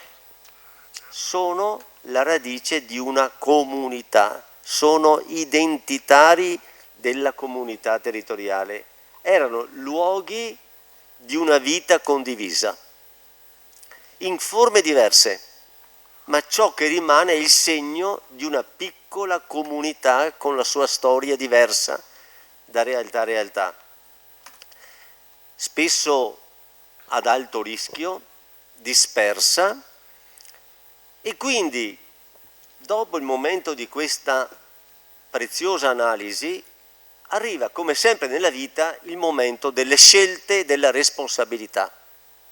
Perché adesso la domanda che dobbiamo porci è: tutto questo appartiene a un passato glorioso e diventerà rudere, o tutto questo va preservato? Ma per preservarlo il compito non è degli architetti, dei geometri. La sfida non è fisica, è di ridare senso, come ha detto adesso l'architetto Posocco, a questa presenza sul territorio, a questa capacità di dare senso a queste presenze storiche, cogliendo la modernità di questo luogo, per esempio cogliendo l'apporto con l'ambiente. Quando voi ammirate i masi dell'Alto Adige, forse pensate insieme a me, beato quel signore che tiene quel prato in pendenza come un biliardo e che lo tiene per tutti noi. Io ho sempre sostenuto, un po' scherzando e un po' no, che certi agricoltori sono funzionari pubblici e dovremmo pagarli, perché non è che gestiscono proprietà privata, proteggono una parte di territorio per il bene di tutti. Allora, il tema è come recuperare questa peculiarità del territorio, una vita immersa nell'ambiente, prendendo il meglio e senza perdere le opportunità della modernità. Come riportare in questi luoghi vita? Beh, dipende un po' da voi, che qua di fronte all'inverno demografico l'unica risposta è: fate figli. Questa è la prima fondamentale risposta: moltiplicare la giovinezza e avere nel territorio molta gente giovane, perché è il primo dei problemi della modernità per l'Italia. Ma a parte questo, che cosa si può fare a livello di iniziativa politica e culturale per rianimare questo territorio. Ebbene, grazie a Giovanni Carraro noi vediamo una piccola grande cosa. Portiamo l'attenzione sull'accessibilità e sulla rete dei sentieri nel territorio aperto che ci lega. Parliamo delle arterie e delle vene che legano il territorio, che legano questi luoghi, che li fanno diventare un po' meno periferia e li immergono in una rete diffusa facilmente utilizzabile da tutti, per cui diventano punti di riferimento nel godimento del territorio aperto. E quindi lo ringrazio per questo suo contributo sulla rete storica dei sentieri del versante lapisino del Col Visentin, il cammino delle colline del Prosecco come opportunità turistica per i borghi.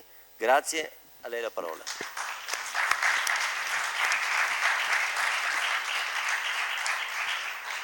Sì, come diceva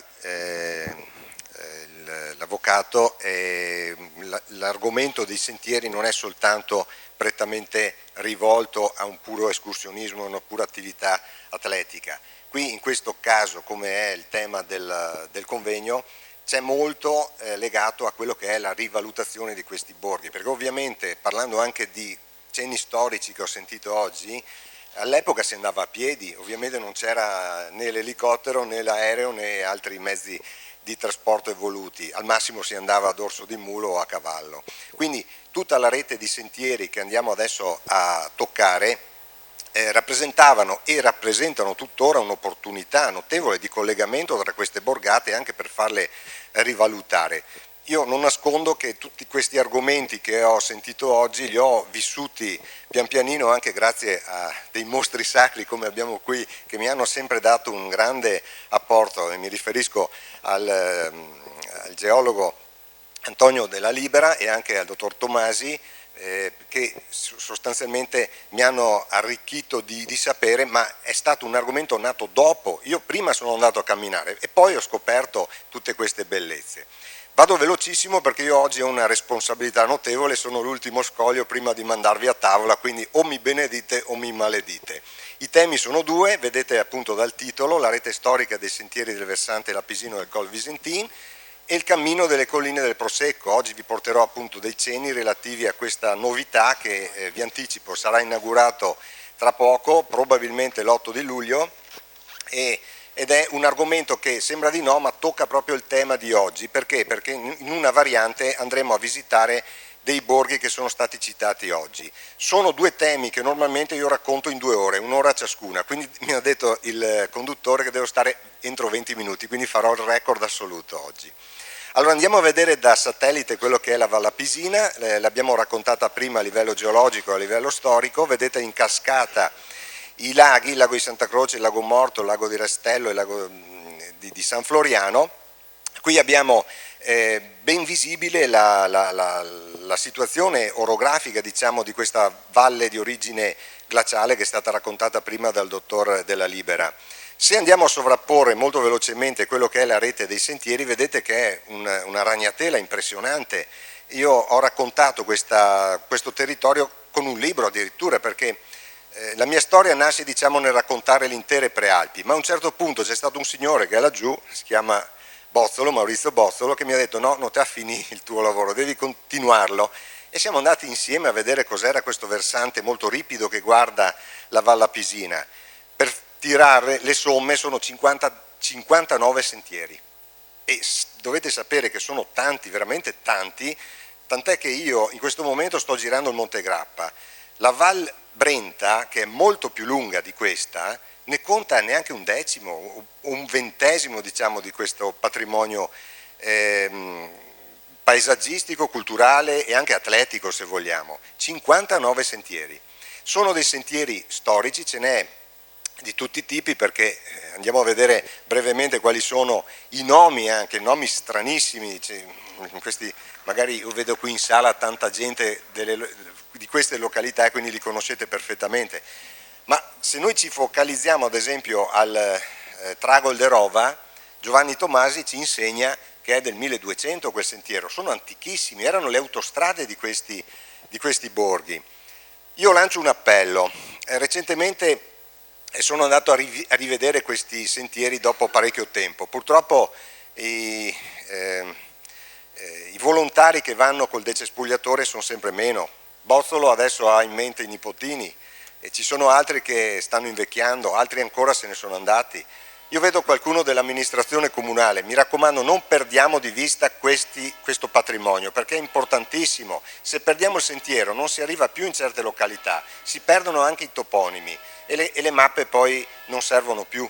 Quindi cerchiamo di non perdere di vista non solo il borgo, ma anche l'arteria, come diceva l'avvocato Barel, l'arteria di collegamento.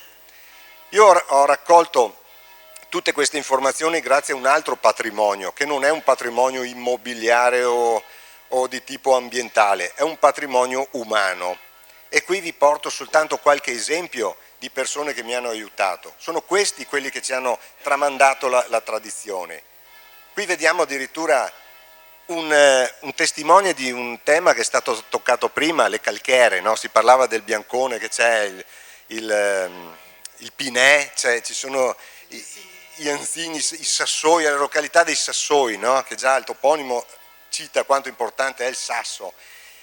Lì vediamo Beppi Puricelli, questo è l'unico personaggio ancora vivente che ci può testimoniare come si faceva la calce con le primissime versioni delle calchere, ancora prima di quelle torri che diceva il dottor Della Libera prima.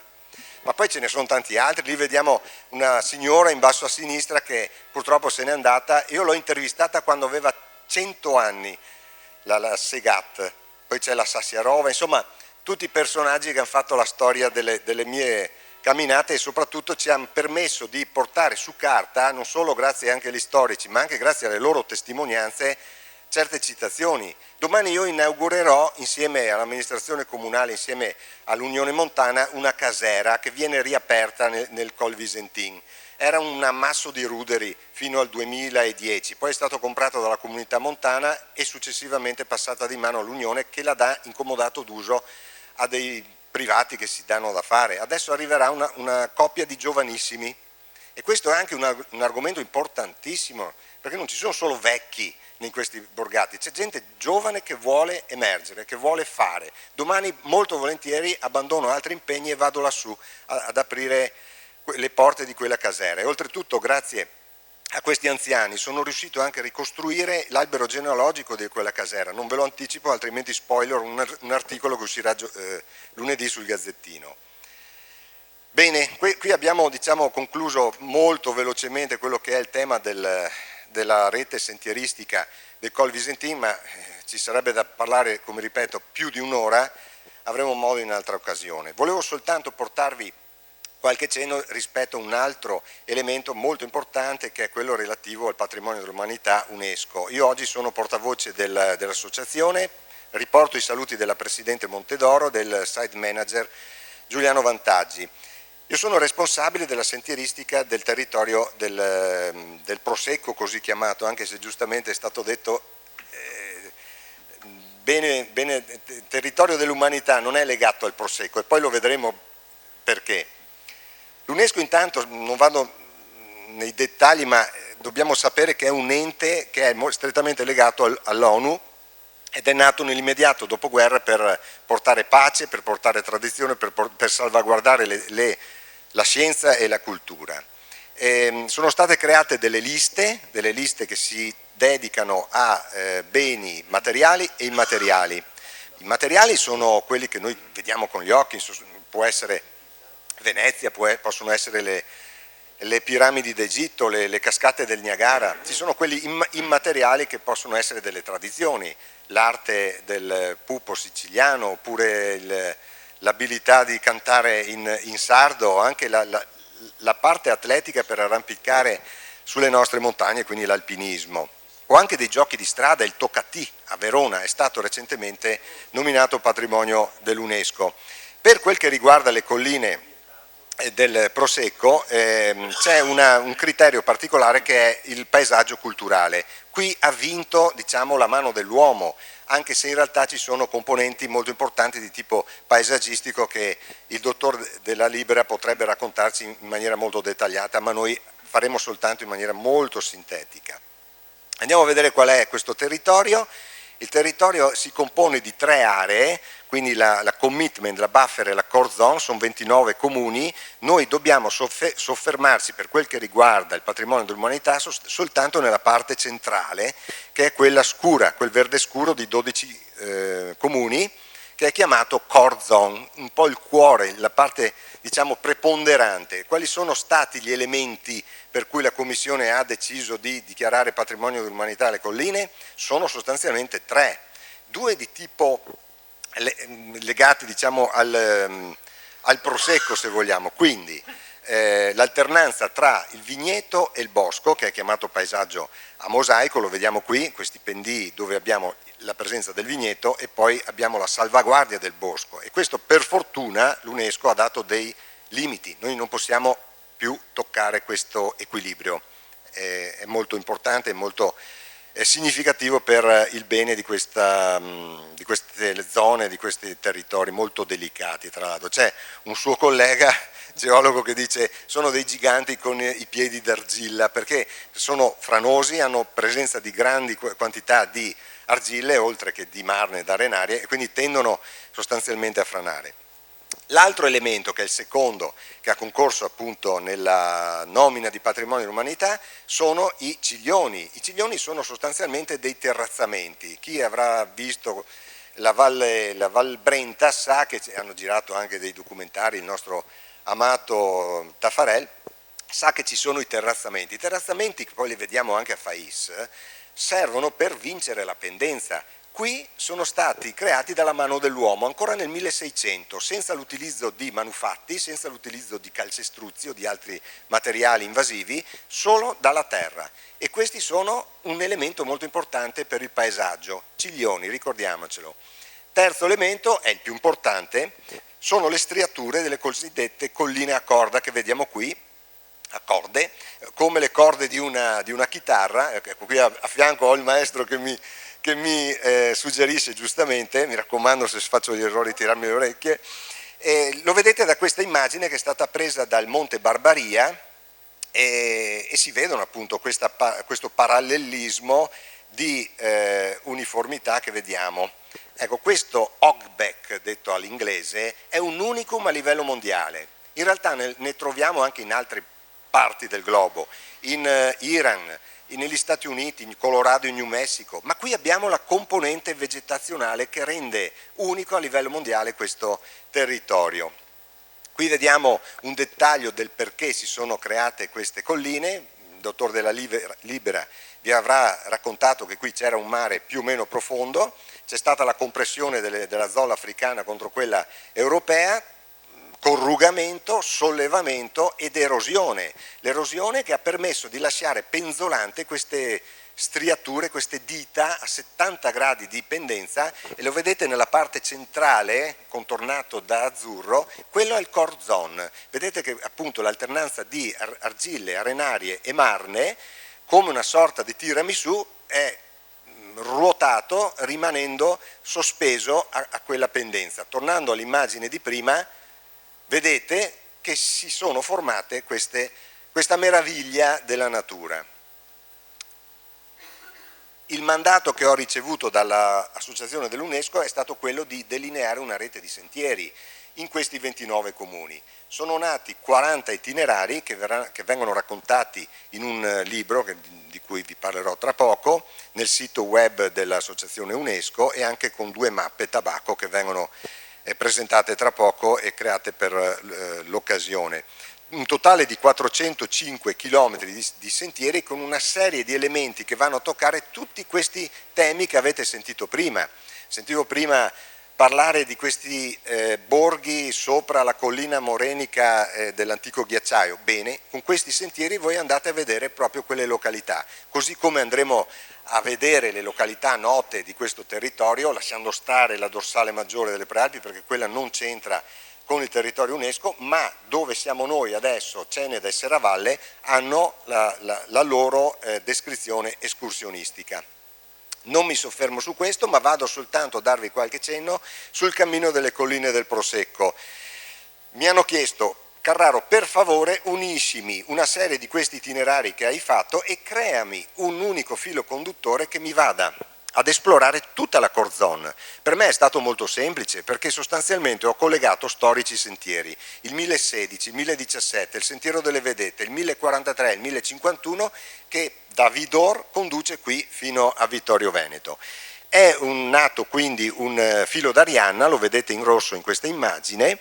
Tra l'altro ha una particolarità, perché lo vedete che fa una sorta di zigzag, non è in maniera rettilinea disposta nella core zone. Questo perché? Per due motivi.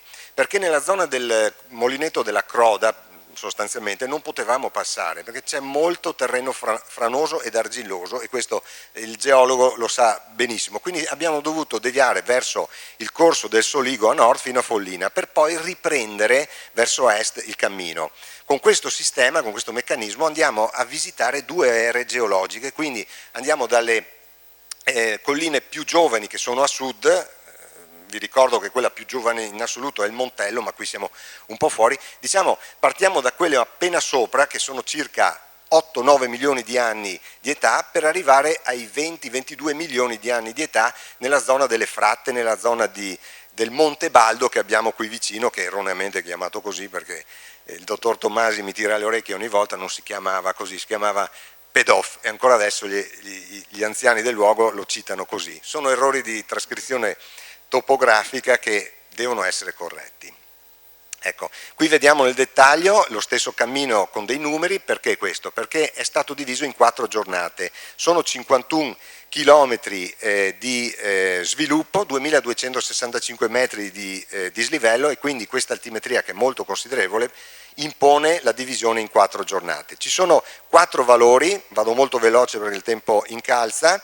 Valore religioso, storico, paesaggistico ed atletico. Il religioso perché andiamo a vedere tante chiesette campestri, in questo caso abbiamo la chiesa di Santa Lucia nella zona di Zuel di qua, patrona della vista. Questa è un'altra chiesa famosissima, super instagrammata, che è la chiesa di San Vigilio, patrono di Trento. Sono dei gioiellini che poi magari tutti conosciamo, ma poi ci sono 2 abbazie del XII secolo dei Benedettini. Questa è l'abbazia di Vidor, e c'è un'altra abbazia che è quella di Follina, che tutti conosciamo, che poi tra l'altro hanno una caratteristica entrambi, che sono le colonne annodate. Di questo ne parleremo, ma è veramente un unicum, ce ne sono poche di queste cose fatte dai maestri comacini nel Medioevo. E santuario di Madonna delle Grazie, santuario di Collagù, che contiene all'interno le spoglie di Santa Florida e Sant'Emilio Martire. Anche questi sono dei gioiellini che il camminatore vedrà passeggiando. E tanti segni devozionali come i capitelli. I capitelli all'epoca erano molto importanti perché oltre ad essere segni religiosi erano anche il motivo per tirare il fiato e per sedersi, e quindi anche per ritrovarsi come una sorta di punti fiduciali rurali. Valore storico, ecco, si parlava prima delle regole. Qui in questo cipo si vedono 2 regole, la regola di Colbertallo e la regola di Barbozza, che poi sono confluite rispettivamente in Vidor e Valdobbiadene. 1693, questa è una pietra di arenaria incisa a mano, speriamo che non ce la portino via, perché è veramente un gioiellino che si incontra sul monte Mongarda, poco dopo la partenza da Vidor. Storia legata a Fortilizzi, qui abbiamo uno dei più importanti, che è le Torri di Credazzo, tra l'altro citata da Dante, perché qui è nato il suocero di Gaia da Camino, che più o meno tutti conosciamo.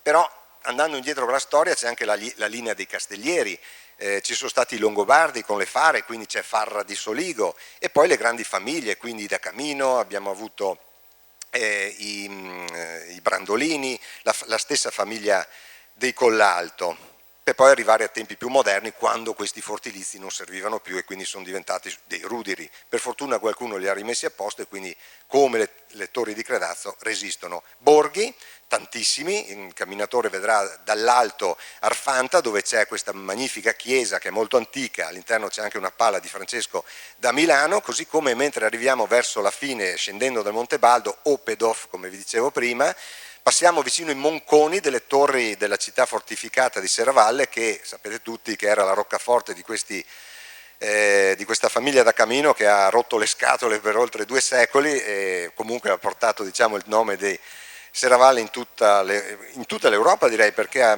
veramente portato oltre confine il loro nome.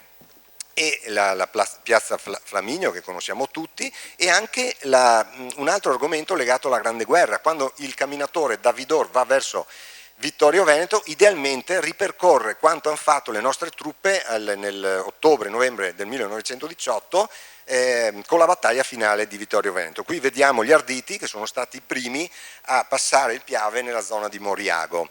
Valore paesaggistico, l'abbiamo detto prima, colline a corde, qui siamo nel Monte Castello che è il primo colle che il camminatore sale partendo da Vidor, e abbiamo una rapida visione di quello che è tutta l'Hogbeck che andrà poi a percorrere in 4 giornate. Siamo in cima al Monte Moncader, qui con quella stradina vedete una parte del percorso che il camminatore svolgerà, e qui abbiamo la possibilità di vedere tutti gli argomenti legati al territorio UNESCO, quindi il territorio mosaico, i ciglioni e ovviamente l'Hogbeck. Si diceva prima mare profondo, ecco qui una testimonianza, una conchiglietta, in questo caso l'ho presa a Zuel ancora qualche mese fa, e questo proprio è la testimonianza oggettiva di quello che abbiamo detto prima a livello geologico. Valore atletico, abbiamo visto 2265 metri di dislivello, quindi quasi un ultra trail, ma anche possibilità di fare degli allunghi su cappezzani orizzontali. In questa immagine da drone vedete il perché dell'altimetria, è tutto un susseguirsi di collinette, la sommatoria di queste salite vi porta appunto a questa grande altimetria, e quindi raccomando per chi affronta il cammino del Prosecco di armarsi di pazienza e soprattutto di avere un minimo di preparazione atletica. L'ultima salita che va a fare il camminatore è il Monte Baldo o Pedoff, come dicevo prima, lì sotto vedete il Nogarolo. Questa è un'immagine che non è fatta da filtro, era una mattina in cui il Monte Baldo era coperto da nubi ed era soltanto il borghetto messo in luce da un'apertura delle nuvole. Questo appunto è stato un elemento bellissimo che ho deciso anche di inserire nel prossimo libro. L'altimetria del Monte Baldo è notevole, sono 602 metri di altezza, è la più alta delle colline a corde, per cui per chi non ce la fa a fare quel percorso è stata progettata la variante nord, e di questo voglio parlarvi per portarvi verso il termine del mio intervento. Variante nord che va a percorrere, diciamo, quello che era l'antica via dell'acqua, e quindi da Tarso arrivare a Fratta Colmaggiore, la latteria Colmaggiore, quindi percorrere le prese. Ecco, qui abbiamo qualche esempio, quindi la via dei Murales di Fratta e Colmaggiore. Dall'alto vediamo i laghi cosiddetti di Revine, ma ahimè non ditelo per carità, sennò gli abitanti della zona si arrabbiano. Lago di Santa Maria. Ecco, qui abbiamo appena passato il Vallon delle Baseleghe che diceva il dottor Tomasi prima, siamo al capitello di Sant'Augusta, per poi arrivare a un gioiellino. Il gioiellino dei Con, l'abbiamo citato prima, con alti e con bassi, anticamente San Gusè, e sarà veramente importante perché tutti i camminatori del mondo, coreani, giapponesi, tedeschi, spagnoli, vedranno i Con. E questa sarà un'opportunità di non poco conto. Quindi dalle galline, dei cani, dei gatti che vediamo girare adesso, probabilmente vedremo, chissà, un domani sorgere un bed and breakfast, un centro culturale, magari la possibilità di dare al viandante un panino e un bicchiere di prosecco, non lo so. Comunque è importante perché porterà della gente. Questo è l'antico collegamento tra Conalti e Conbassi. Gli anziani del luogo mi raccontavano che appunto lo percorrevano da ragazzini, noi lo metteremo a disposizione del camminatore internazionale. Questo è Conbassi, che ho saputo che anche la nonna di Tomasi viene da questa località, dei Salvador, dei Sonego, scusate, perché i Salvador sono delle Caloneghe. E quindi terminiamo con la variante nord nuovamente a Vittorio Veneto. Concludo con la guida escursionistica che è già pronta da 1 anno e mezzo, ma non è stata messa sugli scaffali perché stiamo aspettando l'inaugurazione del cammino, che vi ricordo sarà molto probabilmente l'8 di luglio, ma lo vedrete in maniera ufficiale nella stampa e nelle varie comunicazioni. E in questo libro vengono raccolti tutti i 40 itinerari, il cammino del Prosecco, le mappe tabacco, curiosità culturali di vario tipo, QR code che permette l'avvicinamento. Qui in sala c'è anche, ho visto, Sandro De Bastiani, che è l'editore di questo libro, l'autore sono io, quindi vi auguro di leggerlo e di fare tante passeggiate come ho fatto io, perché il cammino è un viaggio, la vita stessa è un viaggio, dunque il cammino è la metafora della nostra vita. Grazie.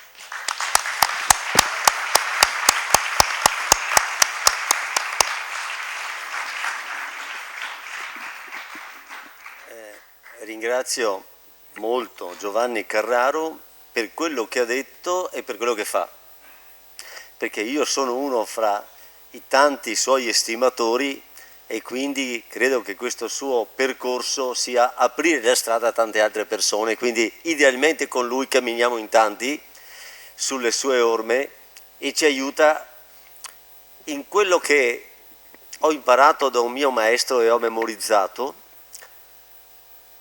Mi hanno detto, vedi,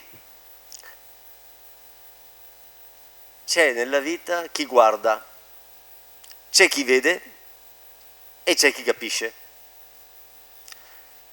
Guardare è facile, è più difficile vedere e ancora più difficile capire. Oggi abbiamo fatto questo percorso insieme, no? Abbiamo guardato intorno a noi, abbiamo provato a vedere oltre quello che appare attraverso la storia, la cultura, i millenni e stiamo cercando insieme di capire quello che ci fa essere quello che siamo, che ci fa capire la ricchezza della storia, della cultura in cui abbiamo avuto la fortuna di vivere. Non ci siamo meritati questa situazione, qualcun altro l'ha creata, possiamo apprezzarla però. E però la sfida è tutta nostra, quella di custodirla e anche di trasmetterla alle future generazioni.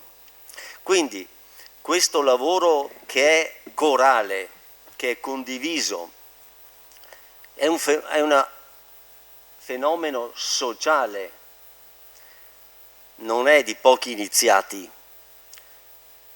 La presa d'atto del patrimonio culturale materiale e immateriale insieme e nella consapevolezza e il senso di responsabilità è quello che tocca a noi. E tanto per essere concreto vi do anche una piccola pillola giuridica. Tutti i percorsi, non solo questi indicati, anche i vecchi sentieri, sono percorsi di uso pubblico, sono percorsi sui quali la comunità ha il diritto di transitare. Sta capitando purtroppo che in molti luoghi aperti vengano recintate le proprietà private e venga interrotto il percorso di antichi sentieri, nel silenzio spesso generale. Non è giusto, perché questi percorsi fanno parte delle arterie, delle vene del territorio. La bellezza è di tutti e per cogliere la bellezza bisogna poter entrare nella bellezza, nel rispetto delle proprietà private, ma non c'è incompatibilità. Si possono rispettare le proprietà e si possono anche attraversare con rispetto per godere del patrimonio dell'umanità. Allora, credo che questa mattinata per me è stata preziosa, spero sia stata gradita anche a tutti voi e adesso, per finire in bellezza, abbiamo, grazie alla cortesia dei relatori, abbiamo recuperato qualche minuto per dare voce a qualcuno dei presenti. Dopodiché io passo la parola all'assessore alla cultura del Comune di Vittorio Veneto e, gran finale, un poeta. Così finiamo anche con la poesia che arricchisce questa giornata. Allora, mentre prego l'assessore di prendere posto, sentiamo qualche voce in sala, prego. Sì, hai la parola, prego.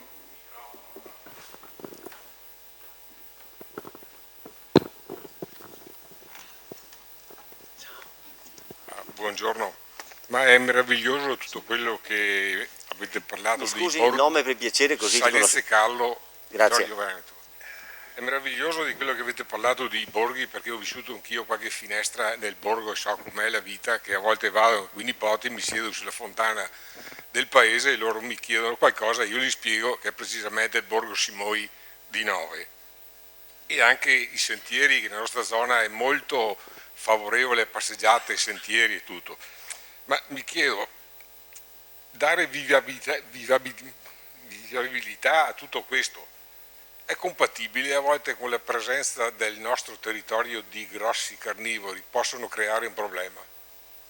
Perché molti hanno il freno, dicono ma io ci andavo e adesso ho paura, ma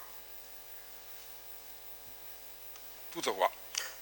Grazie per questo contributo che penso potrà essere al centro del prossimo incontro.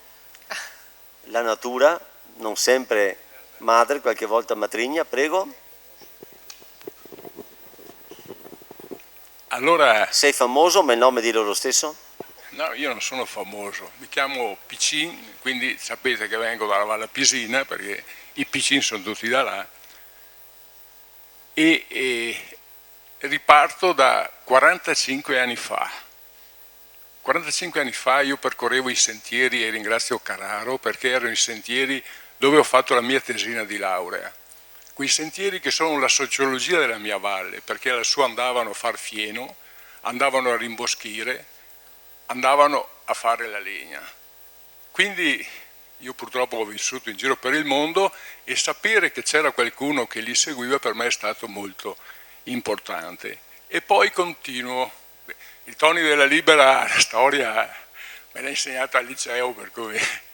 Però poi la storia vera e l'urbanistica, qui mi trovo di fronte a due grandi urbanisti. Io non ci conosciamo, ma se non di vista, col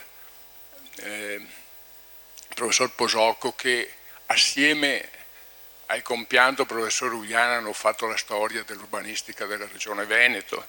E poi il grande interprete legislativo dell'urbanistica che è il professor Barel. Ecco, purtroppo a volte l'urbanistica è stata applicata male. Penso che il Veneto ha fatto la migliore urbanistica delle varie regioni, tra le migliori. La legge 24, per esempio, no? Bellissima dal punto di vista dei fondamentali, però applicata, io purtroppo mi hanno fatto lavorare parecchio a rincorrere quelli che facevano i notai o i questori. Addirittura ho avuto un caso dove che poi avevano la signora che faceva il coltivatore diretto per avere il terreno per farsi la casa, eccetera, eccetera. Ma lasciamo stare. Però l'urbanistica deve aiutare, qui mi rivolgo all'amministrazione comunale, deve aiutare i borghi. Perché? Perché qui abbiamo sindaci e amministratori. Per esempio io ricordo dai 45 anni fa le case nere che hanno contribuito a chiudere i borghi. Ricordiamoci le grandi scelte che facevano sì che le piccole case dei borghi fossero equiparate alle ville venete, professor Posocco, che abbiano, insomma, le ville venete hanno i contributi, le case della Valle Pisina sono state abbandonate. Un altro passaggio, e qui arrivo alla fine, dove il professor Barella ha detto una cosa sacrosanta. Le vie relazionali dei borghi.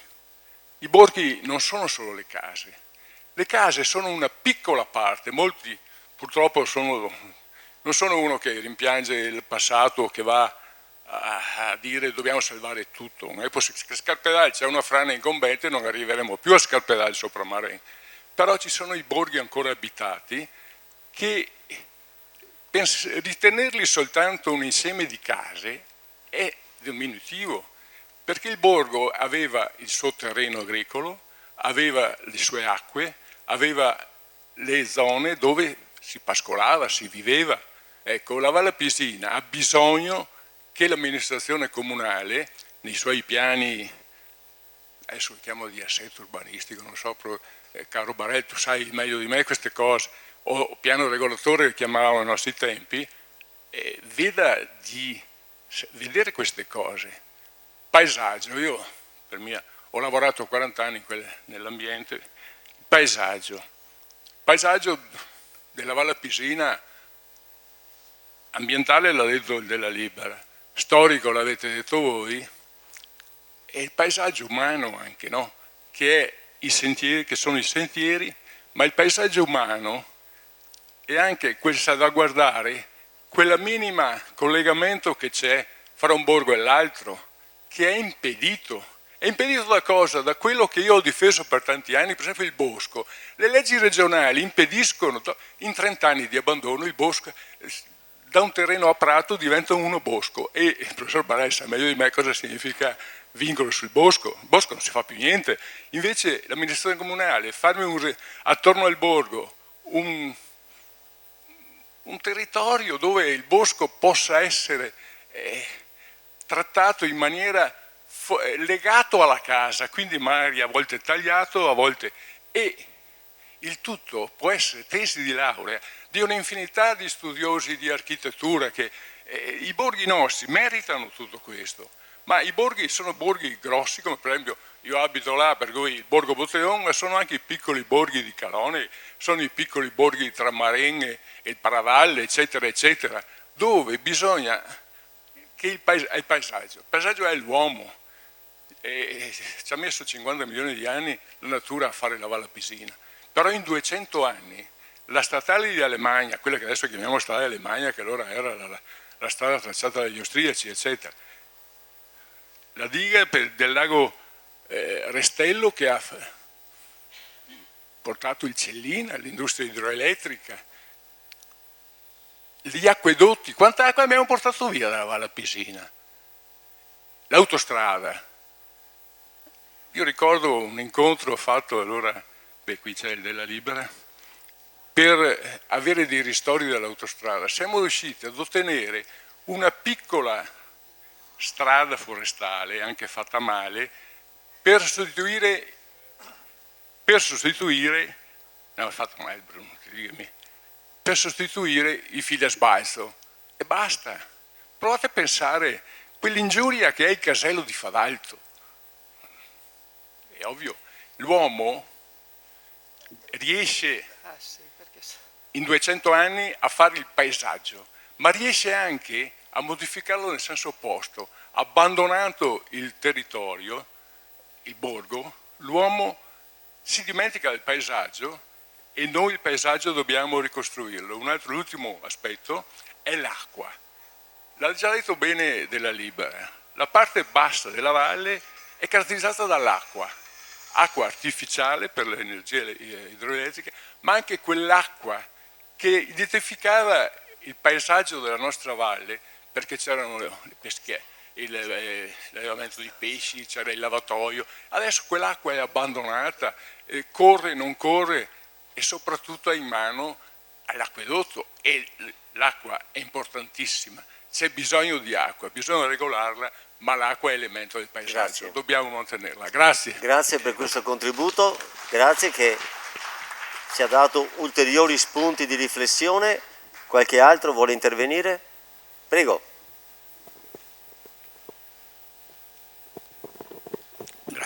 Grazie Luciano Belletto. Io parlo da figlio di emigranti di Revine e di Forcalno, ritornato in Italia dopo una vita all'estero io stesso. Ho letto il titolo, il tema di questo convegno. Io francamente avrei preferito, al posto della parola trasformazione, avrei preferito sentire qualcosa come conservazione, perché si è insistito, ho sentito tanto parlare di valori identitari. I borghi erano formati essenzialmente da famiglie con lo stesso cognome, il Sonigo, Ricon, i Piccin. Il mio intervento è per dire all'amministrazione comunale: fate qualcosa per dar stimolo a chi ha dovuto andare via da questi borghi, perché io ho la convinzione, per non dire la certezza, che se ci fosse un po' di stimolo a far ritornare quelli che sono andati via da questi borghi, si rivitalizzerebbero molto molto velocemente. Grazie. Grazie molte per il suo contributo, grazie. Grazie anche per essere qua con noi oggi. Qualche altra persona? Prego. Grazie anche per la brevità degli interventi, tutti molto cortesi. Sono Susi Pagott e ringrazio vivamente l'organizzazione per questo convegno e vorrei portare la mia esperienza personale in quanto personaggio dei pochi che hanno deciso 35 anni fa di andare. Hanno deciso 35 anni fa di scegliere la vita del borgo. Mi sono trasferita a Croda Rossa e questa mia esperienza la porto proprio per far venire voglia alle persone di lasciare la città e di andare nel borgo. Certo, inizialmente con dei disagi non indifferenti, perché non è stato facile quando c'era una nevicata con degli anziani su già allora, perché eravamo in 25 allora, ora saremmo 5-6, non ricordo. Non è stato facile convincere ai tempi l'amministrazione di venire a aprire una strada innevata, dove dovevamo aspettare anche una settimana con degli anziani su che avevano bisogno di cure. Allora mi sono impuntata con tutta la mia forza per far sì che arrivassero a aprire la strada. Mi sono impuntata con tutta la mia forza che la strada venisse pulita dai rovi che c'erano in mezzo, dicendo se deve passare un'ambulanza, l'ambulanza non passa perché ci sono i rovi che ostacolano il passaggio, con risposte che non vi dico ai tempi. Deve essere pulita la strada dai proprietari che confinano con la strada, eccetera. Adesso, dopo queste insistenze, dopo queste battaglie, sono riuscita a far sì, non io, cioè l'amministrazione ha capito che c'era l'esigenza, visto che parliamo di lato umano della cosa, di rivitalizzare il borgo, c'era l'esigenza di andare incontro perché queste cose sono essenziali. Ho la massima stima degli anziani che allora vivevano in borghi senza strada, senza acqua, cioè come si fa? Sono stati degli eroi. Adesso i borghi che vivono e in questo momento spalare la neve, vengono già il giorno dopo, cioè magari con una telefonata di avvisare che la strada è già piena di rovi, non si aspetta tantissimo compatibilmente con le possibilità anche economiche che ha l'amministrazione, però a fine di questo mio intervento vorrei dire a chi è nel momento di scegliere cosa fare nella vita, dove andare ad abitare, lo porto come esperienza, sono tuttora momenti bellissimi, aprire la finestra al mattino, vedere in lontananza il campanile di San Marco, sentire un'aria che non è inquinata, passa una macchina, si sente una puzza, scusate il termine, incredibile, una macchina.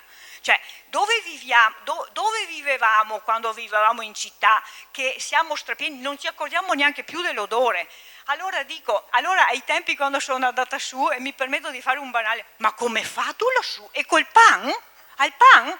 Il pan si fa la spesa, si porta sulla spesa, il problema non sussiste. Il che porto questa esperienza perché, guardate, è un vivere bellissimo. C'è bosco, c'è prato, la possibilità di star liberi, lasci le ciabatte, metti gli scarponi e sei subito lì in un posto stupendo che non è solo di vacanza, ma è anche di vita, perché da Croda Rossa al centro impiego 6 minuti fino a Forcale, altri 3 minuti sono in centro, perciò 10 minuti siamo nelle comodità, però importante anche che ci sia la sentieristica, che sotto casa mia ormai gli anziani non ci sono più e mi fa pena vedere degli escursionisti in mezzo ai rovi passare sui 30 metri sotto casa mia, che è impossibile. Uno gli passa anche la voglia, perché cavolo, se comincio un sentiero in Croda Rossa per andare a Casere Colon, per andare in Visentina, i primi 10 metri me li trovo di foresta pura, come sarà dopo. Ecco, sono piccoli particolari che ci tengo a trasferire a tutti voi, a quelli che mi sentono. Scegliete di andare a vivere lì, perché non solo per il Covid, ma anche proprio per la vita in generale.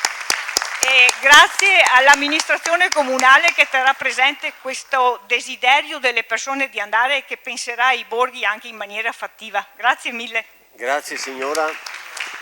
Direi che abbiamo avuto una poesia in più per concludere bene questo incontro, perché veramente qua si sente la passione civile ma anche la passione di vita di una persona. Chiudiamo con il Presidente del Comitato di Quartiere della Valle Pesina. Ex Presidente, ogni modo sono Silvano Denardi e volevo fare un piccolo pensiero, me lo sono anche scritto come sono capace.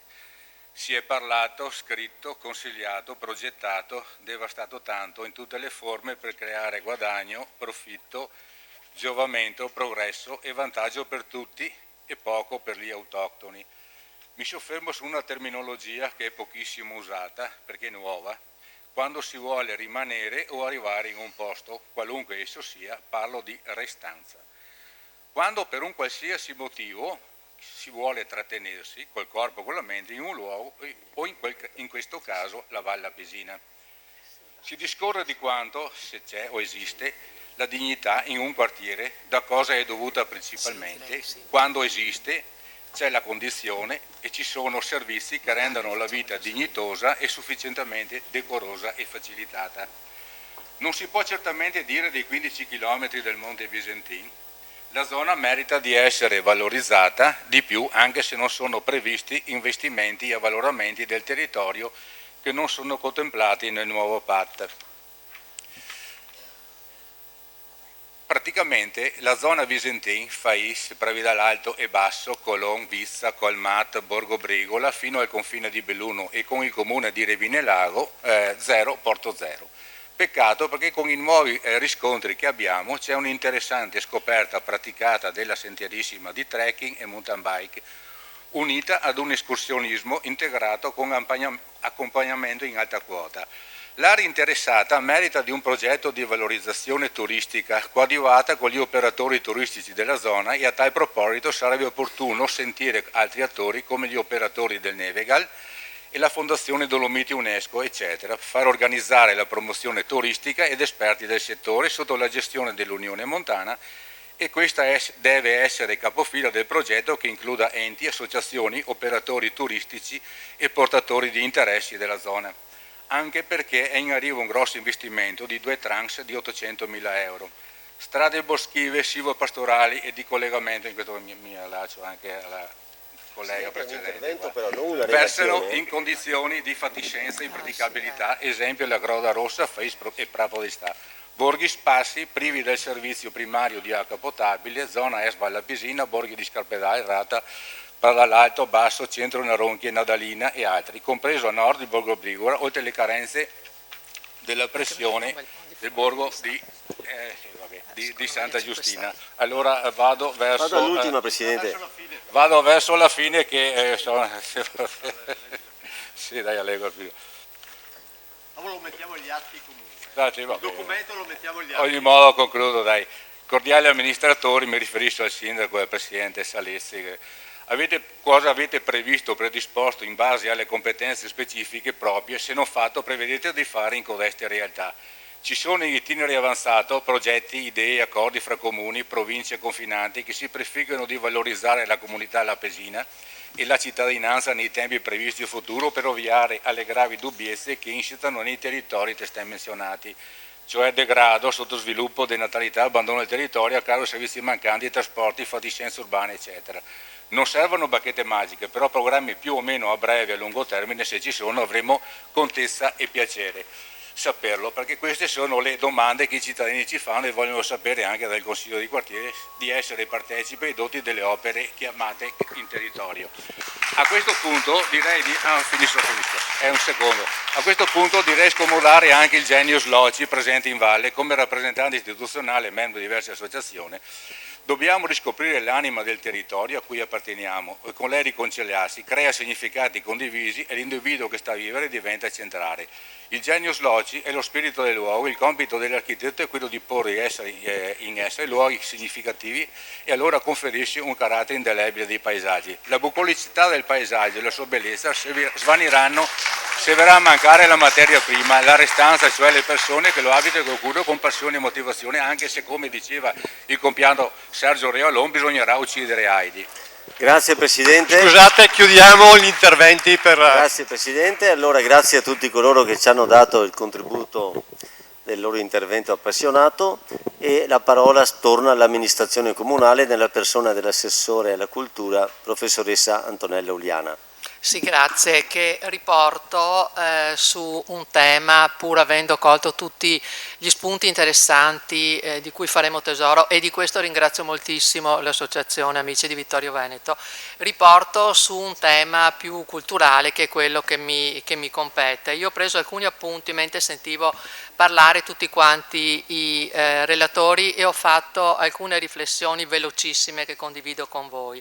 Ricordo perfettamente, Maria Grazia, che quando ci fu il precedente convegno sempre sui borghi, era il 2021 e si era appena aperta in quell'occasione la Biennale Architettura ed era una biennale dove il titolo portava una riflessione, come viviamo insieme, e dove l'architettura si poneva come dialogo con il territorio. Qui è emerso ripetutamente anche dagli interventi, seppur presupponendo che l'architettura non è chiaramente la chiave risolutiva di un problema molto più ampio, l'abbiamo sentito perché ha radici diverse e implicazioni molto diverse, un ruolo importante comunque ce l'ha l'architettura e su questo io vorrei fissare la mia riflessione. Ecco, ricordo appunto come in quella biennale, e lo dissi, nel padiglione italiano c'era proprio il tema delle comunità resilienti, eravamo in periodo Covid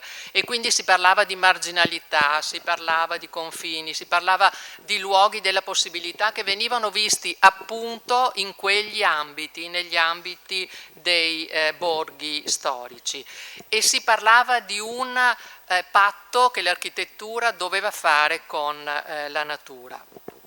Ecco che allora sembrava fosse il momento dei creativi e dei visionari che avrebbero dovuto, con le strategie più diverse, recuperare questi spazi.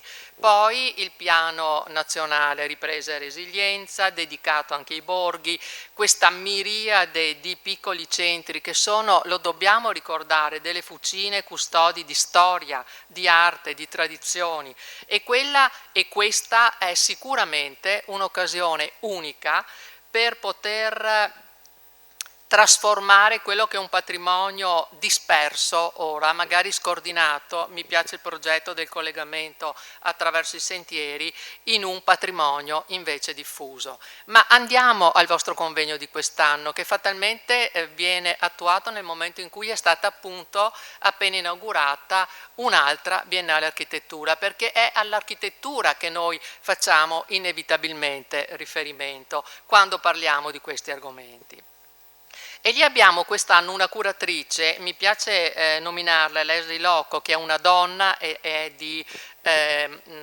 africana di origine, che ha spostato l'attenzione su fatti e su dati concreti, alcuni anche molto scomodi, ce lo dobbiamo dire, come lo sfruttamento duraturo e continuo del territorio, delle risorse naturali, che ha evidentemente delle conseguenze sulle economie e sulle società. E poi ha svelato quello che cova sotto la cenere di tutti i paesi emergenti, anche questo un dato importante sul quale riflettere.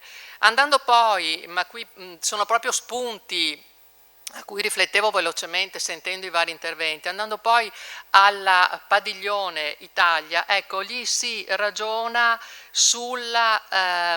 sul senso dell'appartenenza, ognuno appartiene a tutti gli altri, è proprio il titolo, e forse questo è il senso dell'insieme dell'appartenenza di cui ci parlavano i vari relatori e anche l'avvocato Barel. Però uscendo da quella biennale la sensazione è quella di essere ancora in mezzo ad un guado, di non avere ancora chiara qual è la linea di condotta che noi dobbiamo perseguire. E quindi io dico ancora, forse, e qui mi ricollego a quanto diceva l'architetto Posocco riguardo al tema importante del paesaggio, forse è ancora il caso di fare in modo che l'architettura stringa, porti fino in fondo questo patto con il paesaggio e con l'architettura. Ecco, e soltanto con il paesaggio e con la natura, soltanto secondo me attraverso questa strada si riusciranno poi a raccordare tutti gli altri elementi di cui diffusamente abbiamo parlato per arrivare probabilmente ad una soluzione di questo importantissimo tema, che è quello della rivalutazione, rivitalizzazione dei borghi. Grazie a tutti.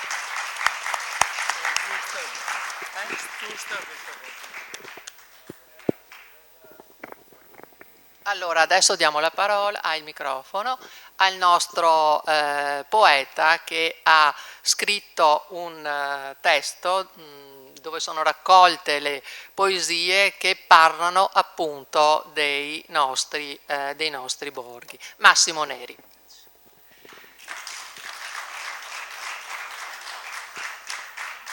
Grazie e soprattutto ringrazio la Maria Grazia Gottardi e Gianni Piccine per avermi dato l'onore di chiudere questo bel convegno su quei borghi che sono stati per me fonte di grande ispirazione per portarmi a scrivere quel libro che poi, se volete, potrete trovare lì all'uscita, che si chiama proprio Sospesi nel tempo, perché ti dà la sensazione che questi borghi siano letteralmente fuori del tempo.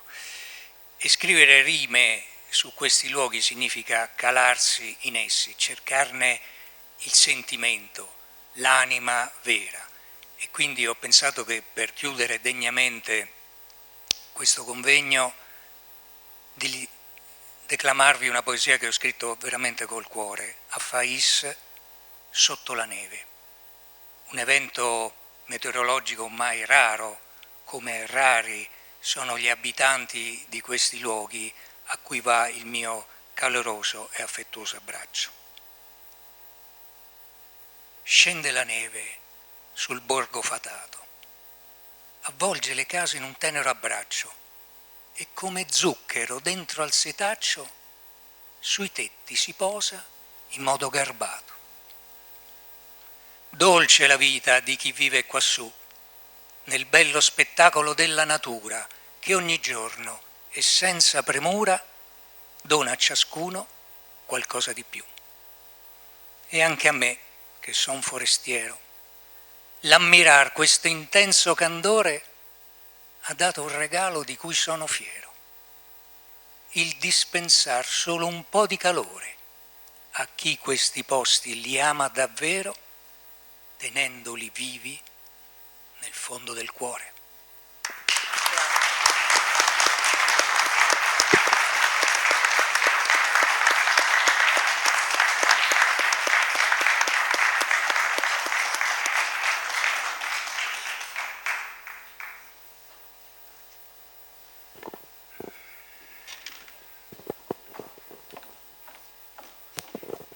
Con questa bella poesia di Massimo Neri si conclude la nostra giornata. Ringrazio davvero tutti i relatori per averci intrattenuti su questo argomento che ci ha anche arricchito. Grazie davvero a tutti della vostra magistrale relazione. Ringrazio l'assessore alla cultura Antonella Uliana, l'assessore Fasan che qui con noi oggi rappresenta anche il territorio della Valle Pisina. Ringrazio tutti quanti e vi auguro un buon pranzo a tutti. Grazie ancora.